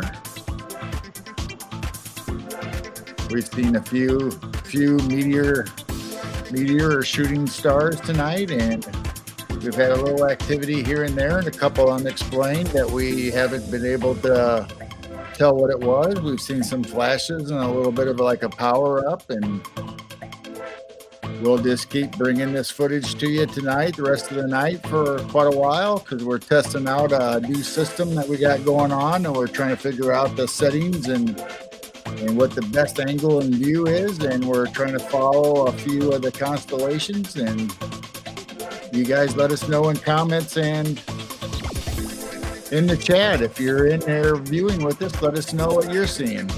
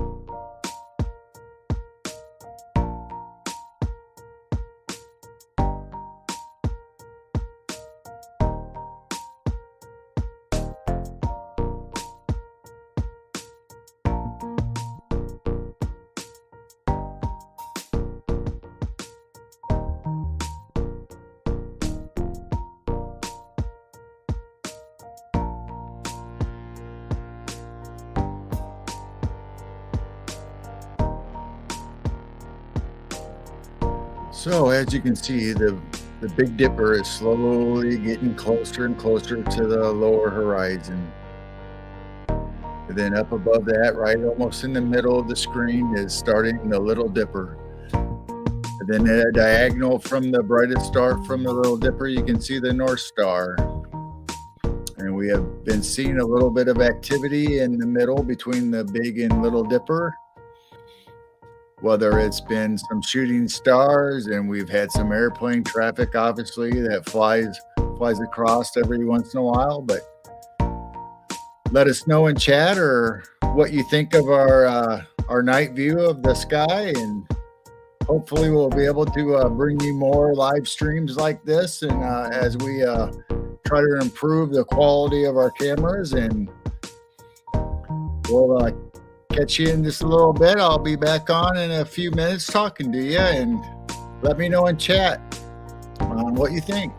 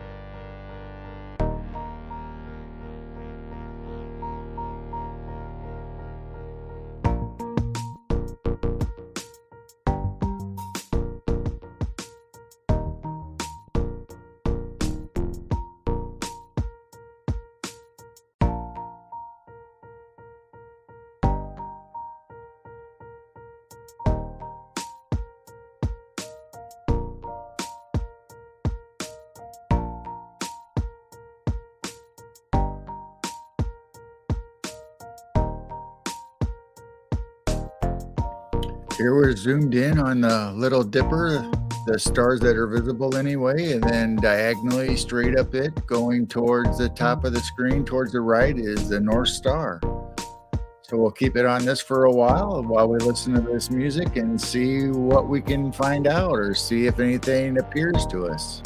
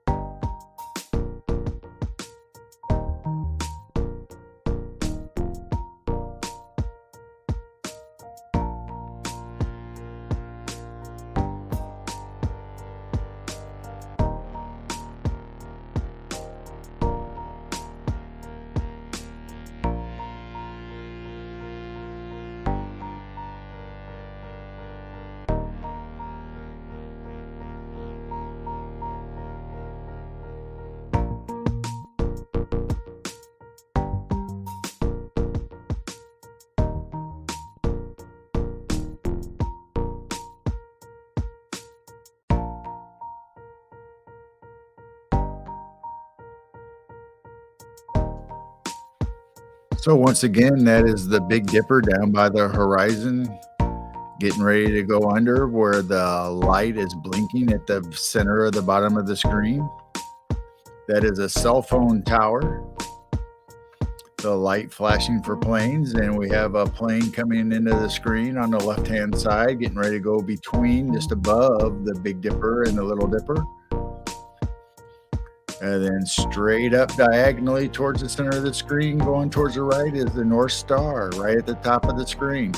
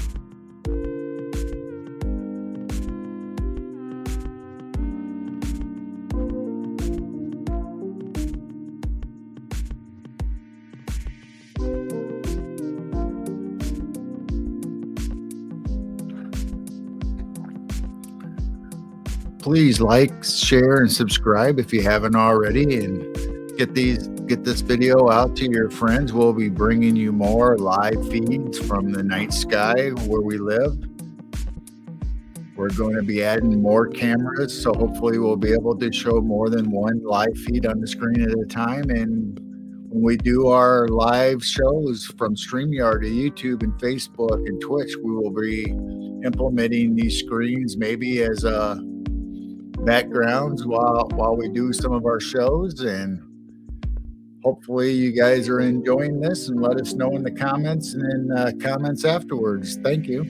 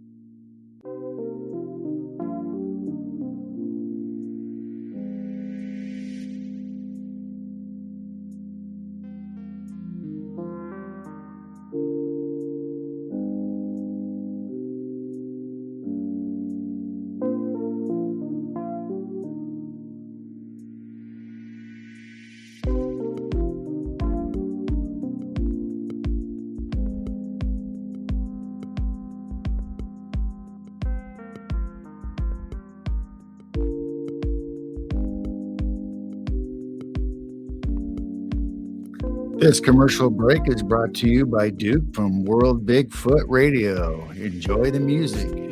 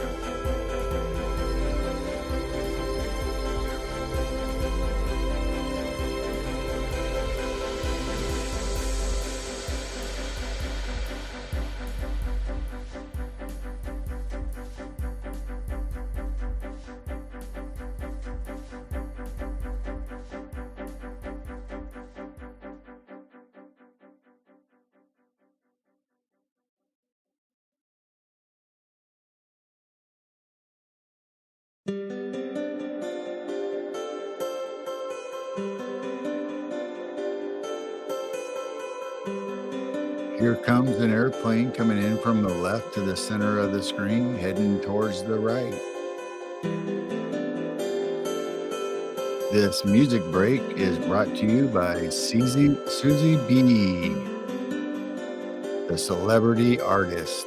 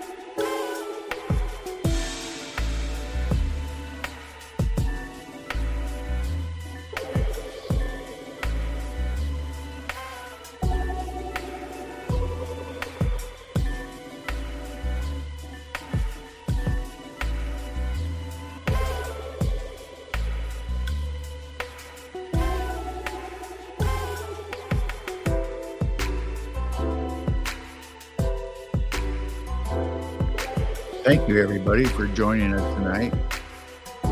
For your viewing pleasure, this is brought to you by Long Island Bigfoot.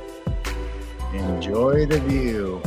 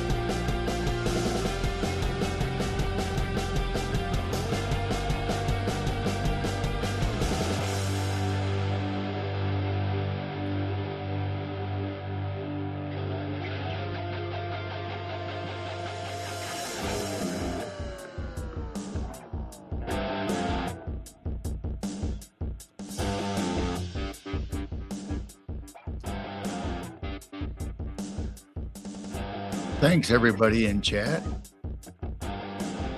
We've had fun tonight. We're going to keep going for a few more hours. I don't know how long. We've been on for 4 hours and 42 minutes now. We're premiering our live stream night sky watch on Midwest Night Watchers. I'm hoping you're enjoying your time here. Leave us comments in the chat. Make comments on our video after we're done and let us know how we did and how you like the footage that we've been showing you. We have more cameras to bring up online and see what else we can find in the night sky.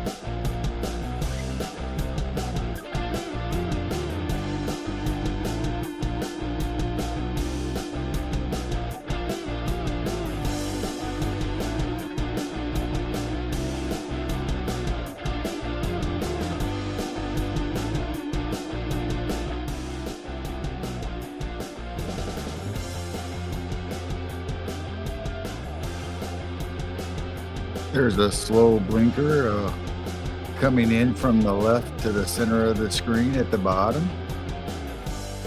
Looks to be a passenger plane.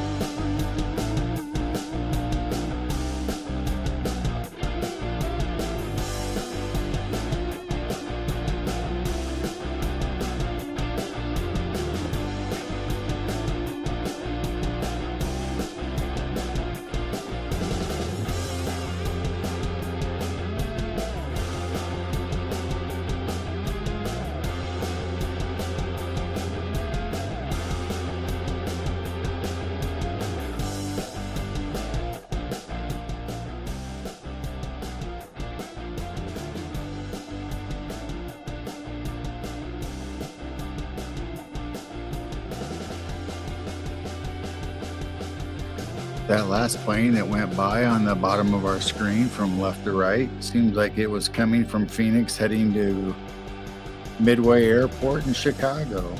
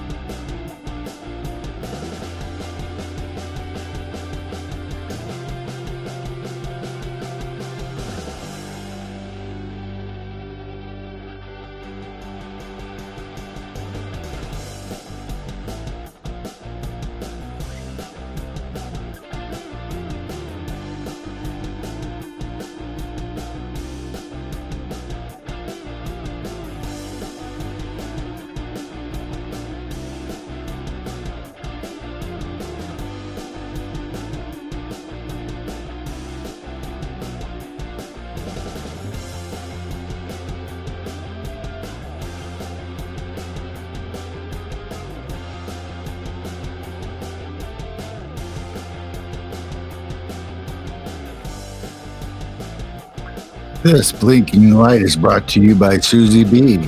Another flight from Phoenix, Arizona to Orlando, Chicago. This is a Boeing 737.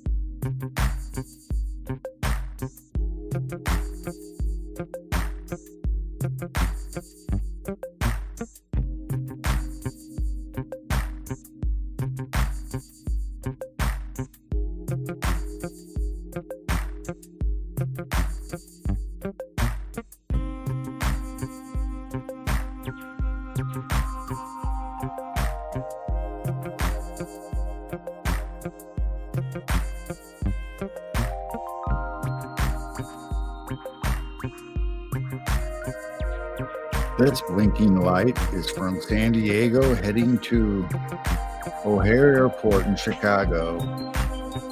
It is a Boeing 737.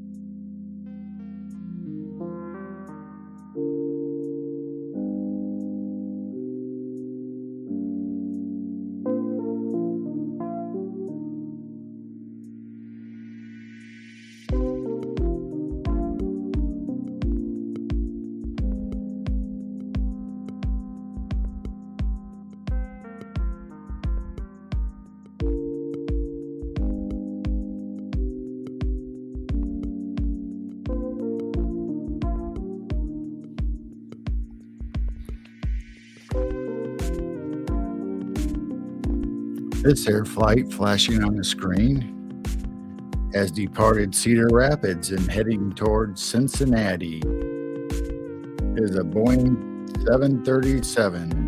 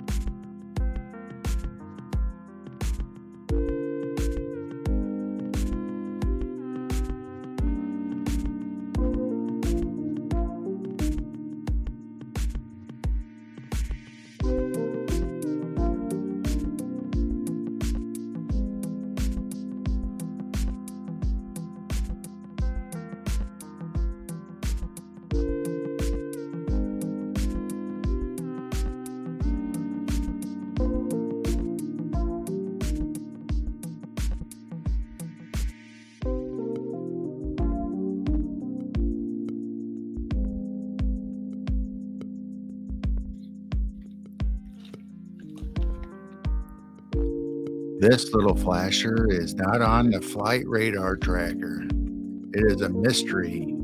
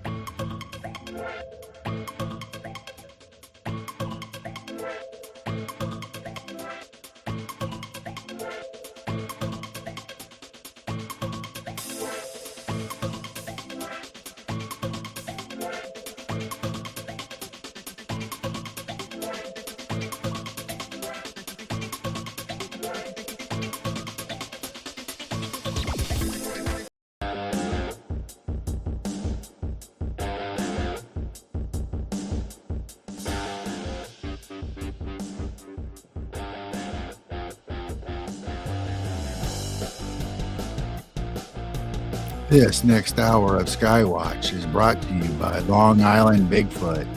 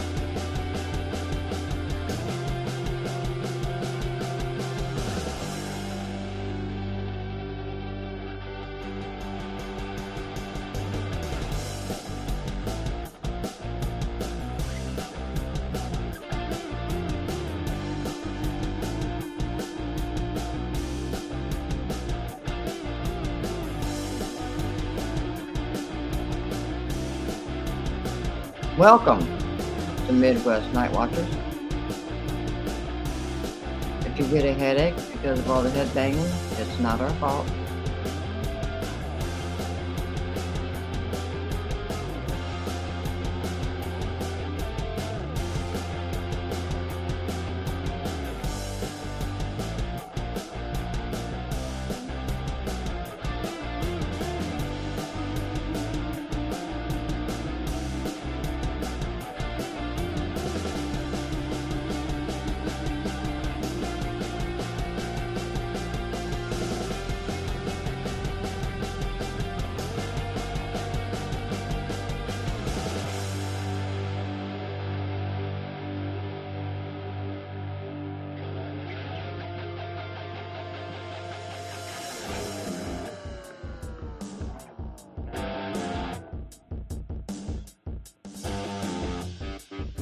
Welcome to Midwest Night Watchers.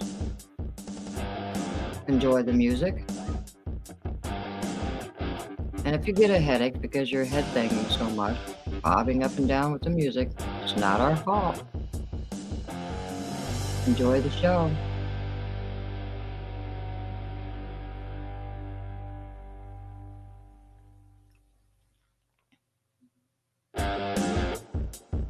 Doesn't seem like there's much activity tonight. I don't even see satellites.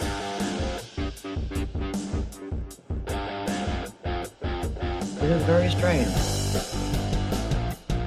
I usually at least see some satellites moving.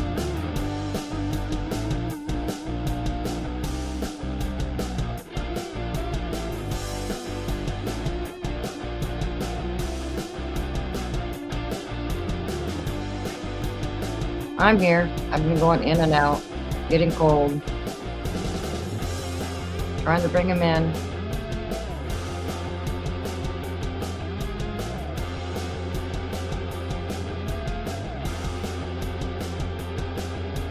So I take it you can hear me okay, Susie?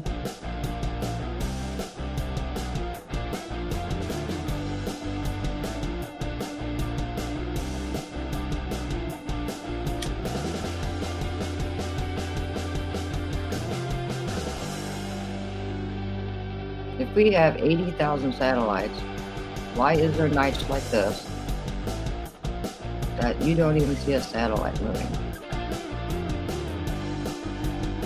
And there's nights that see a bunch of them.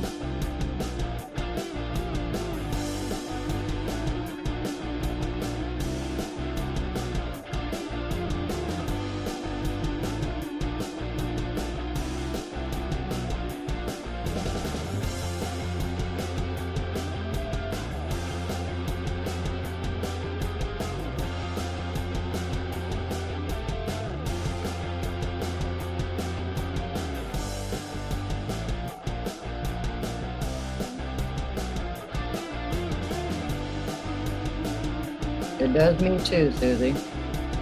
In the summertime, I'm out there when it gets dark, all the way until 1, 2 o'clock in the morning. Most nights, I usually at least see some satellites moving. A lot of times, there's some going north and they go through the Dipper. I did not see any tonight. No UFOs, no satellites. But we are getting some activity. There's blinking.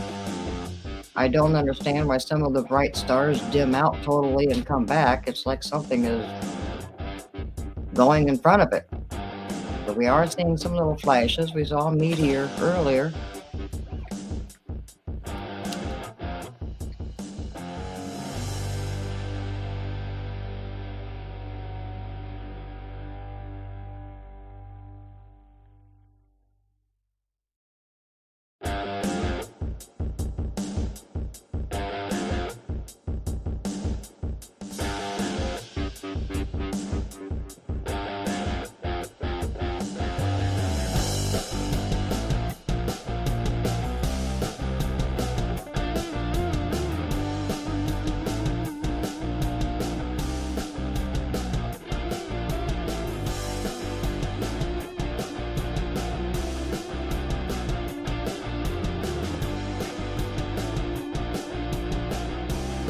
Are you not seeing stars, Susie B?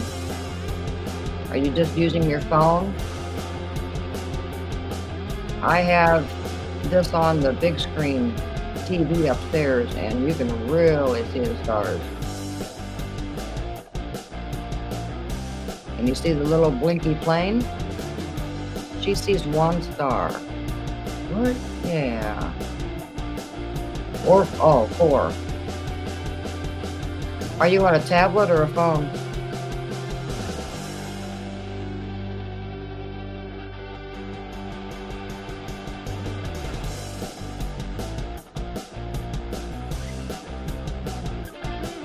Are you able to put YouTube on a big screen TV?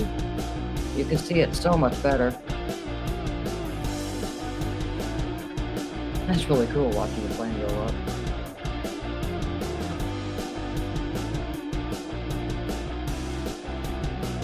She's using her laptop, but using an extended screen.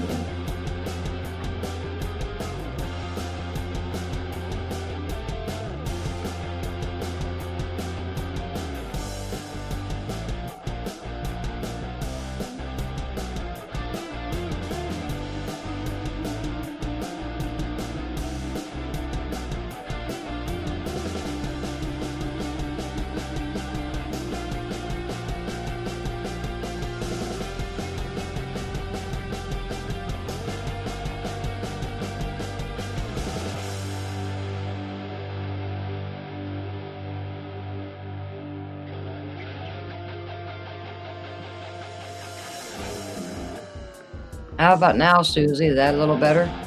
I zoomed in a little bit.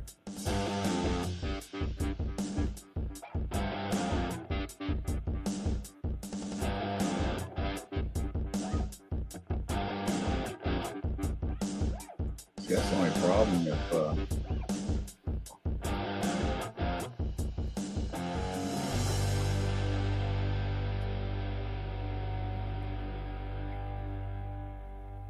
Might have to change the camera angle. Hold on 1 second.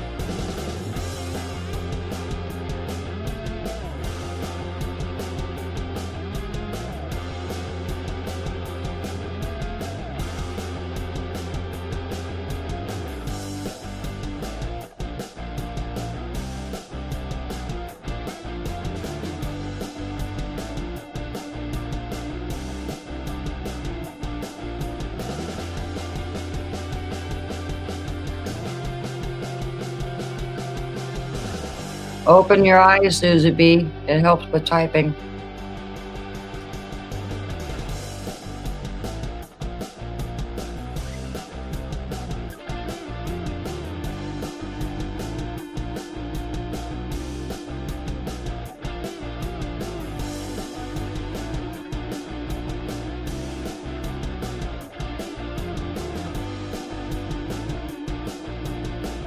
Can you see more stars now, Susie?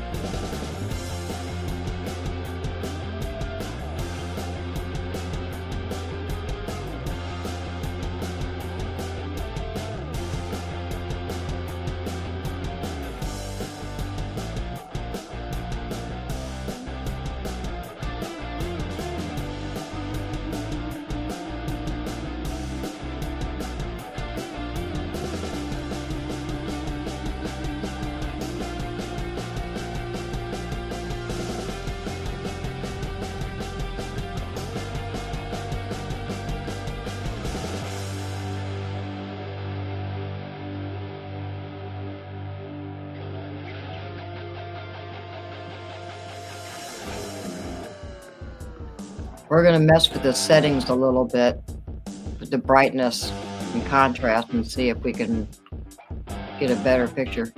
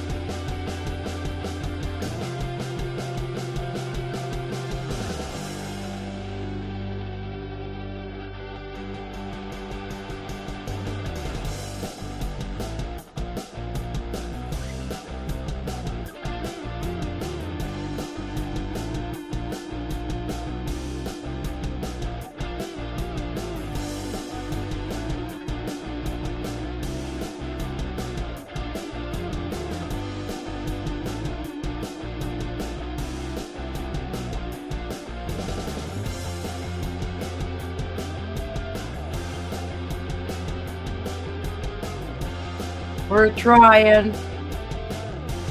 We're not sure what's up in the corner. It looked really glitchy. The left camera seems like it wants to do that because there's two cameras on this camera. Now I only see 2 stars.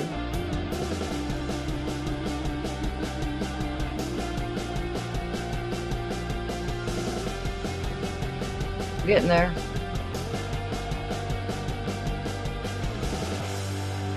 Oop. Now we went gray.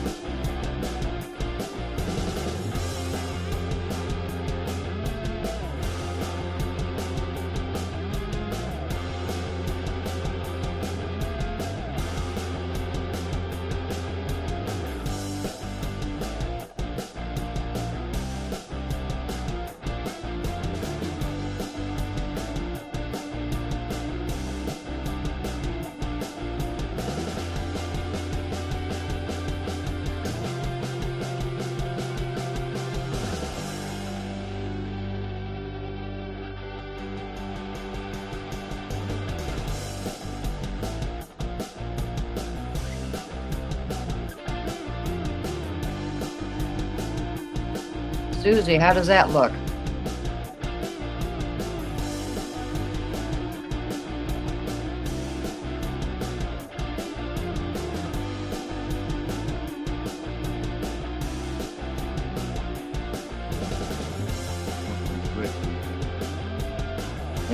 see the glitchy again.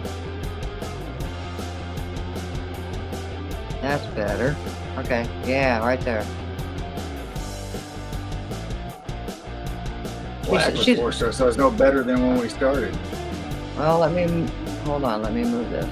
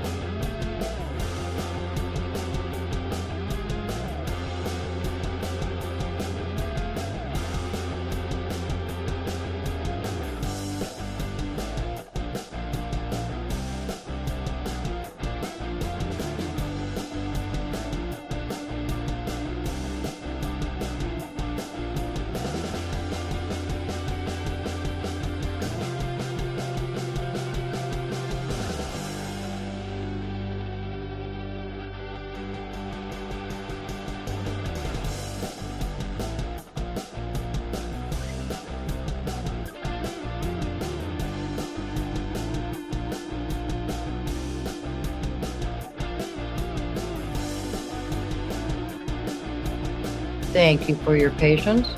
We're still messing with the settings.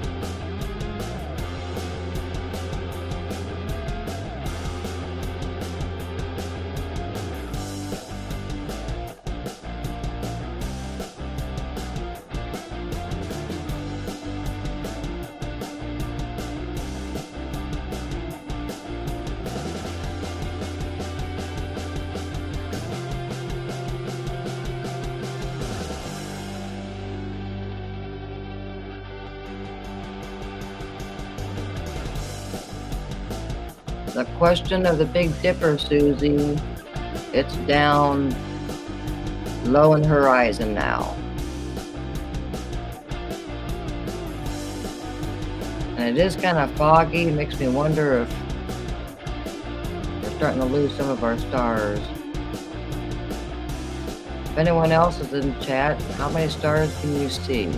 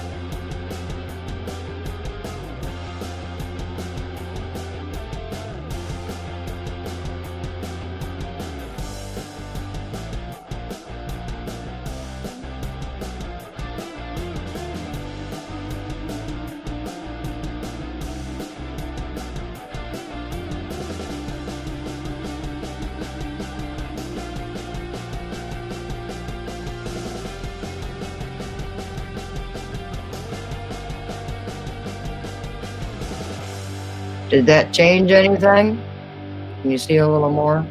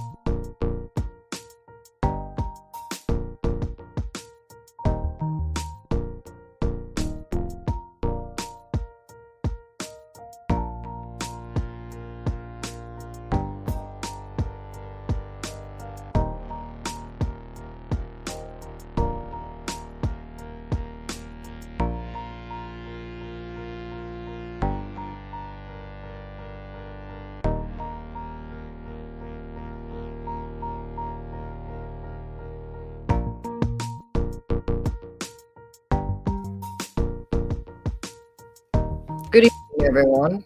The flashy light is Southwestern from Las Vegas heading to Midway, Chicago. It's a Boeing 737. You have a wonderful flight. Hope you have a wonderful flight.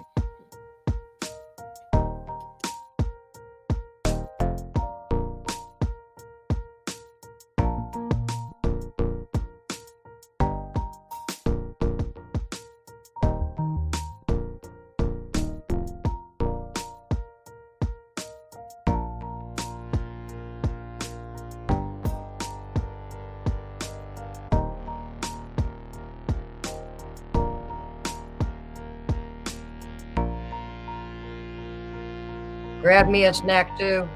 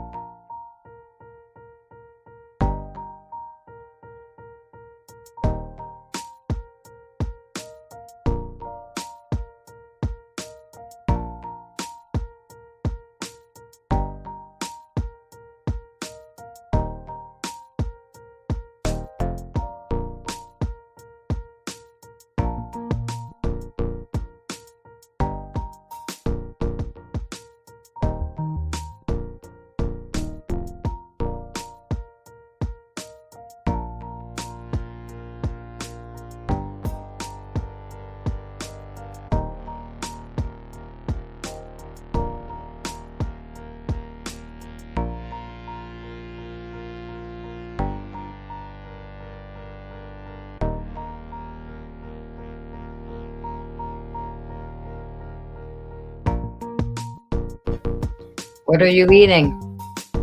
Popcorn? Candy? Peanut butter toast? Ice cream?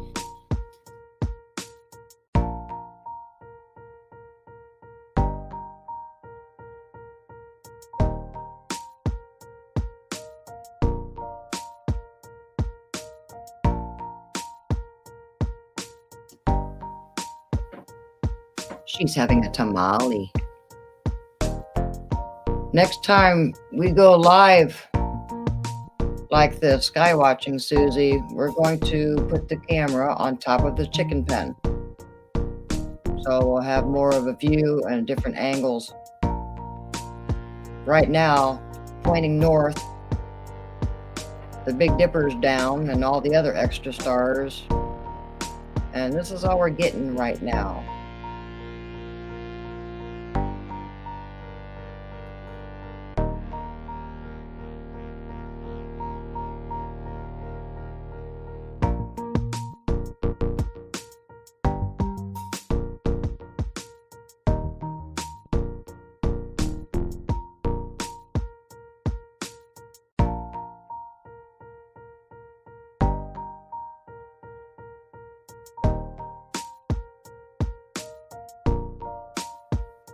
The camera is temporary on the TV tower outside.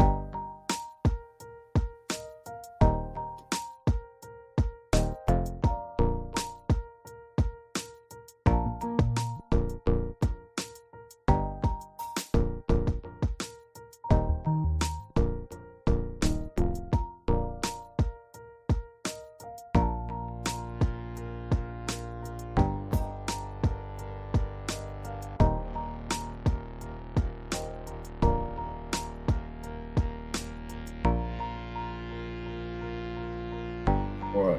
We enjoy you too, Susie B. Makes you wonder why some of these bright stars dim totally out. Is there something going in front of it?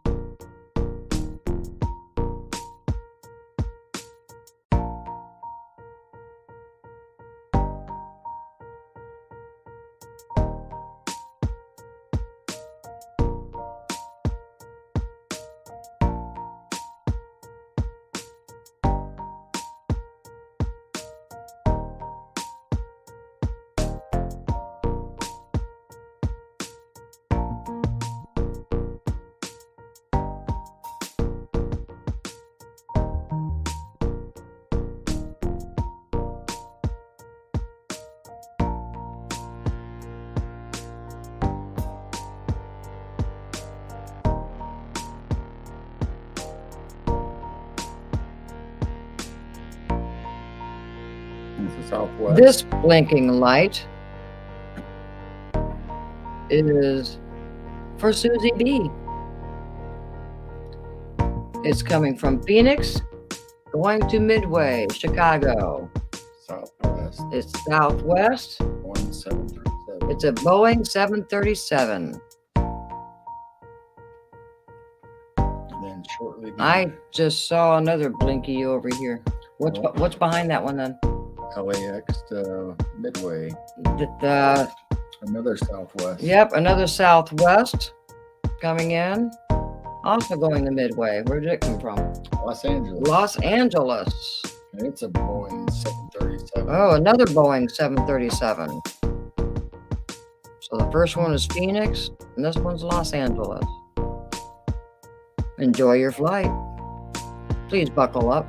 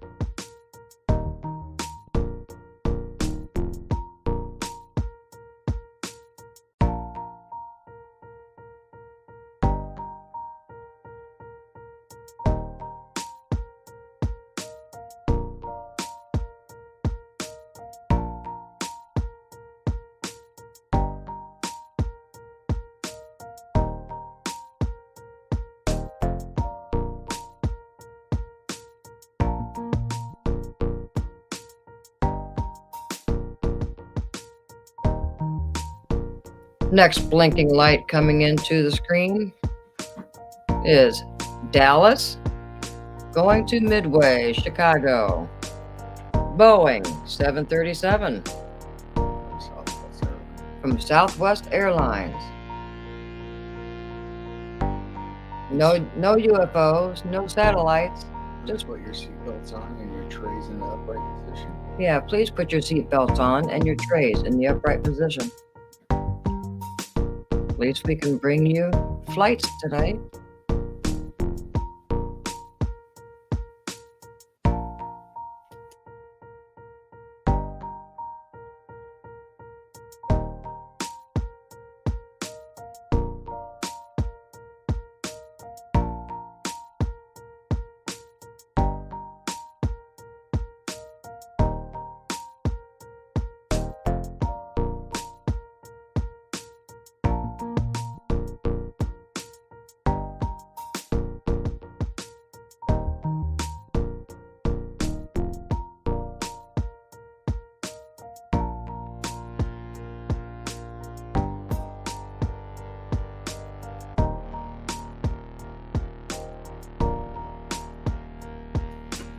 Please put your phones on airplane mode.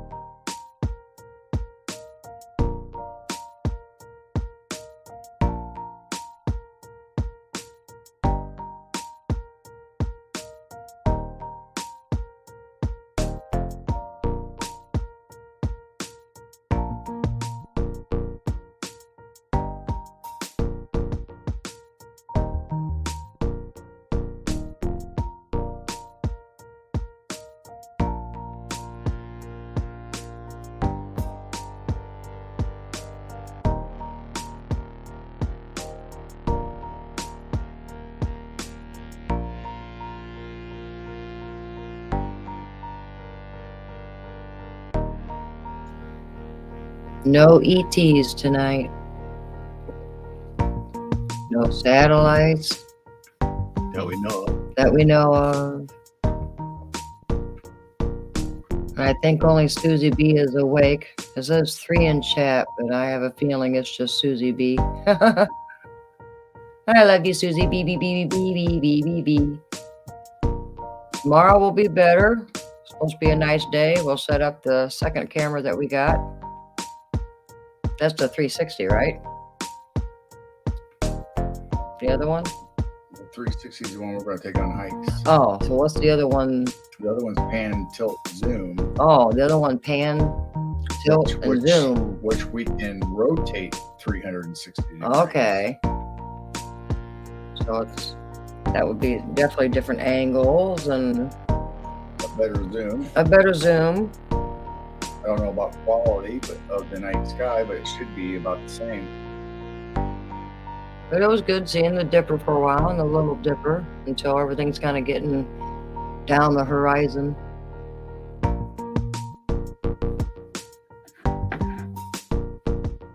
So I'll leave the mic on and chit chat with Susie. Let's see, we'll zoom out and see what's going on. How do you turn the outside light on? Right here?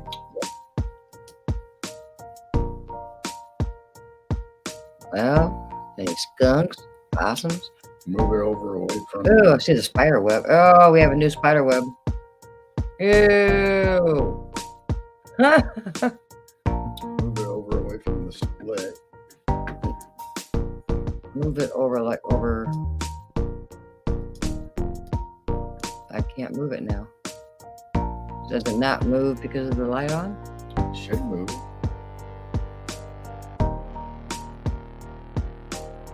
Oh, you got it full frame, so that's why it's not moving, showing the whole.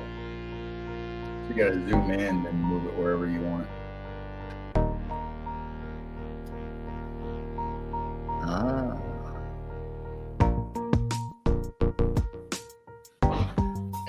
I don't, that left camera, I This just, is way too dark now. yeah, I just don't like that left camera. It's just, Leave it right there. okay.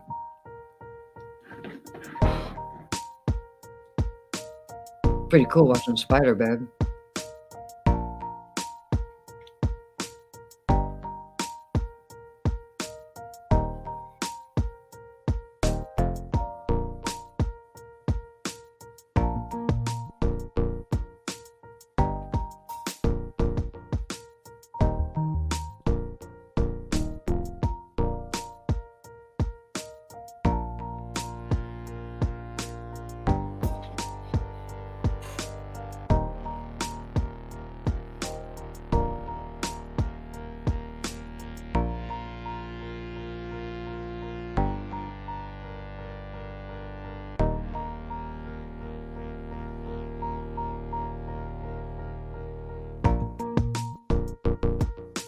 Makes me wonder if you can see eye shine of possums and skunks eventually.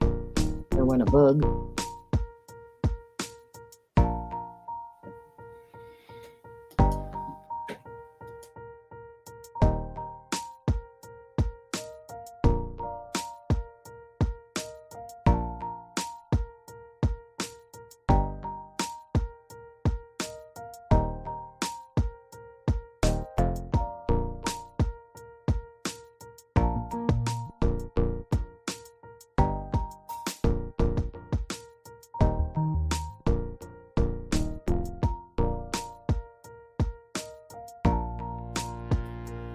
Are you seeing that, Susie? I hope that's fog.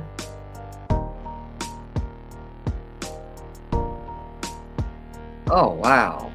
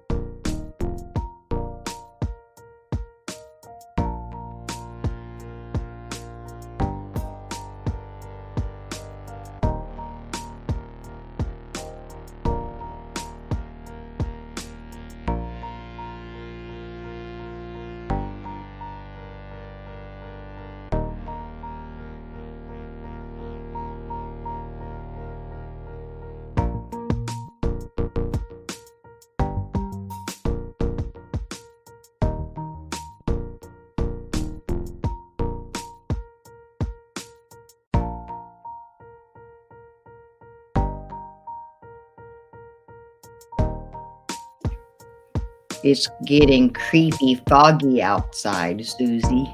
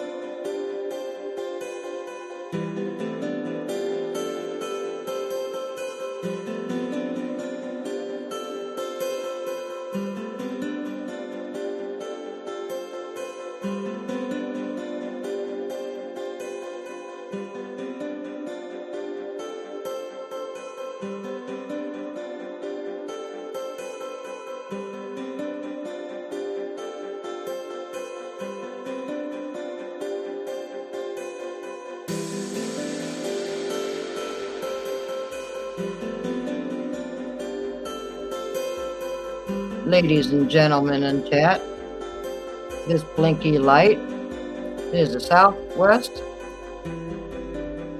left Denver, Colorado. It's heading to Midway, Chicago. It is a Boeing 737. Buckle your seatbelts. Enjoy your flight.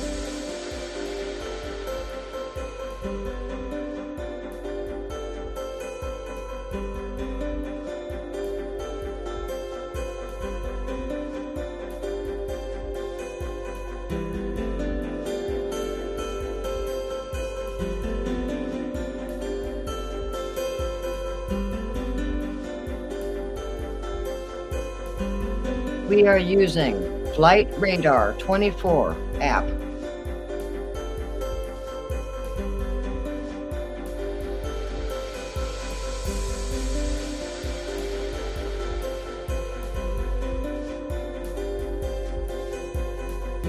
We will be serving cranberry vodka in a few moments with peanuts, beer nuts, and other snacks. Please show your ID if you would like real alcohol. If not, you're getting apple juice.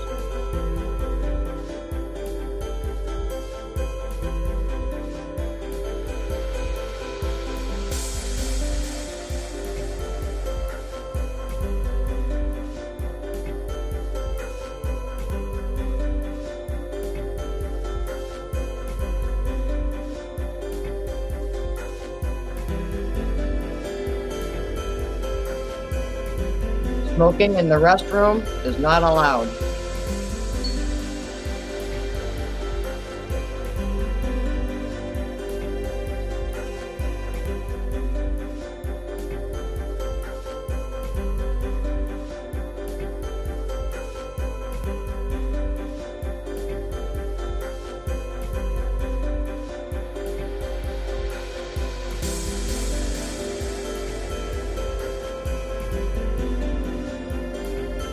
When I was a kid, flying to Arizona every summer.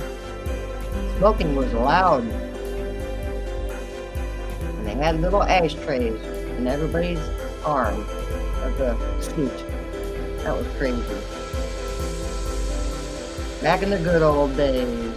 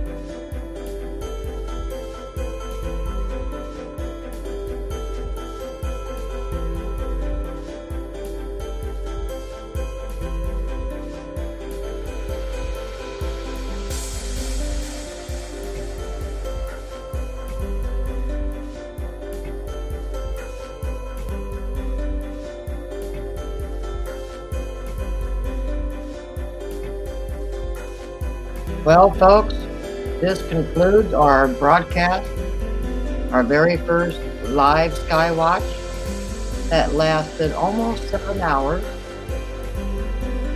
We will return hopefully tomorrow with another one. and test out our second camera.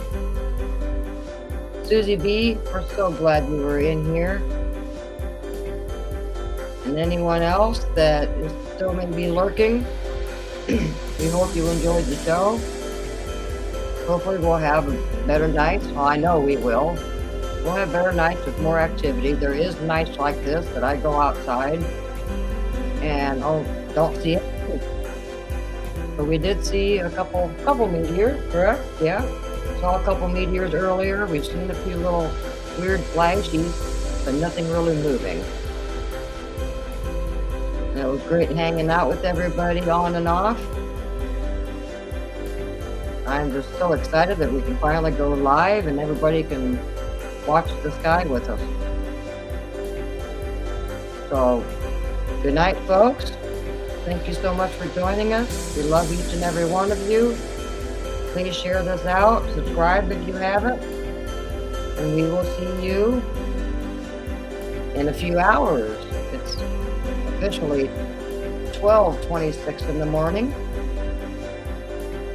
And when we wake up tomorrow, we'll mess around with the next camera. So we'll see you then. Goodbye. We love you.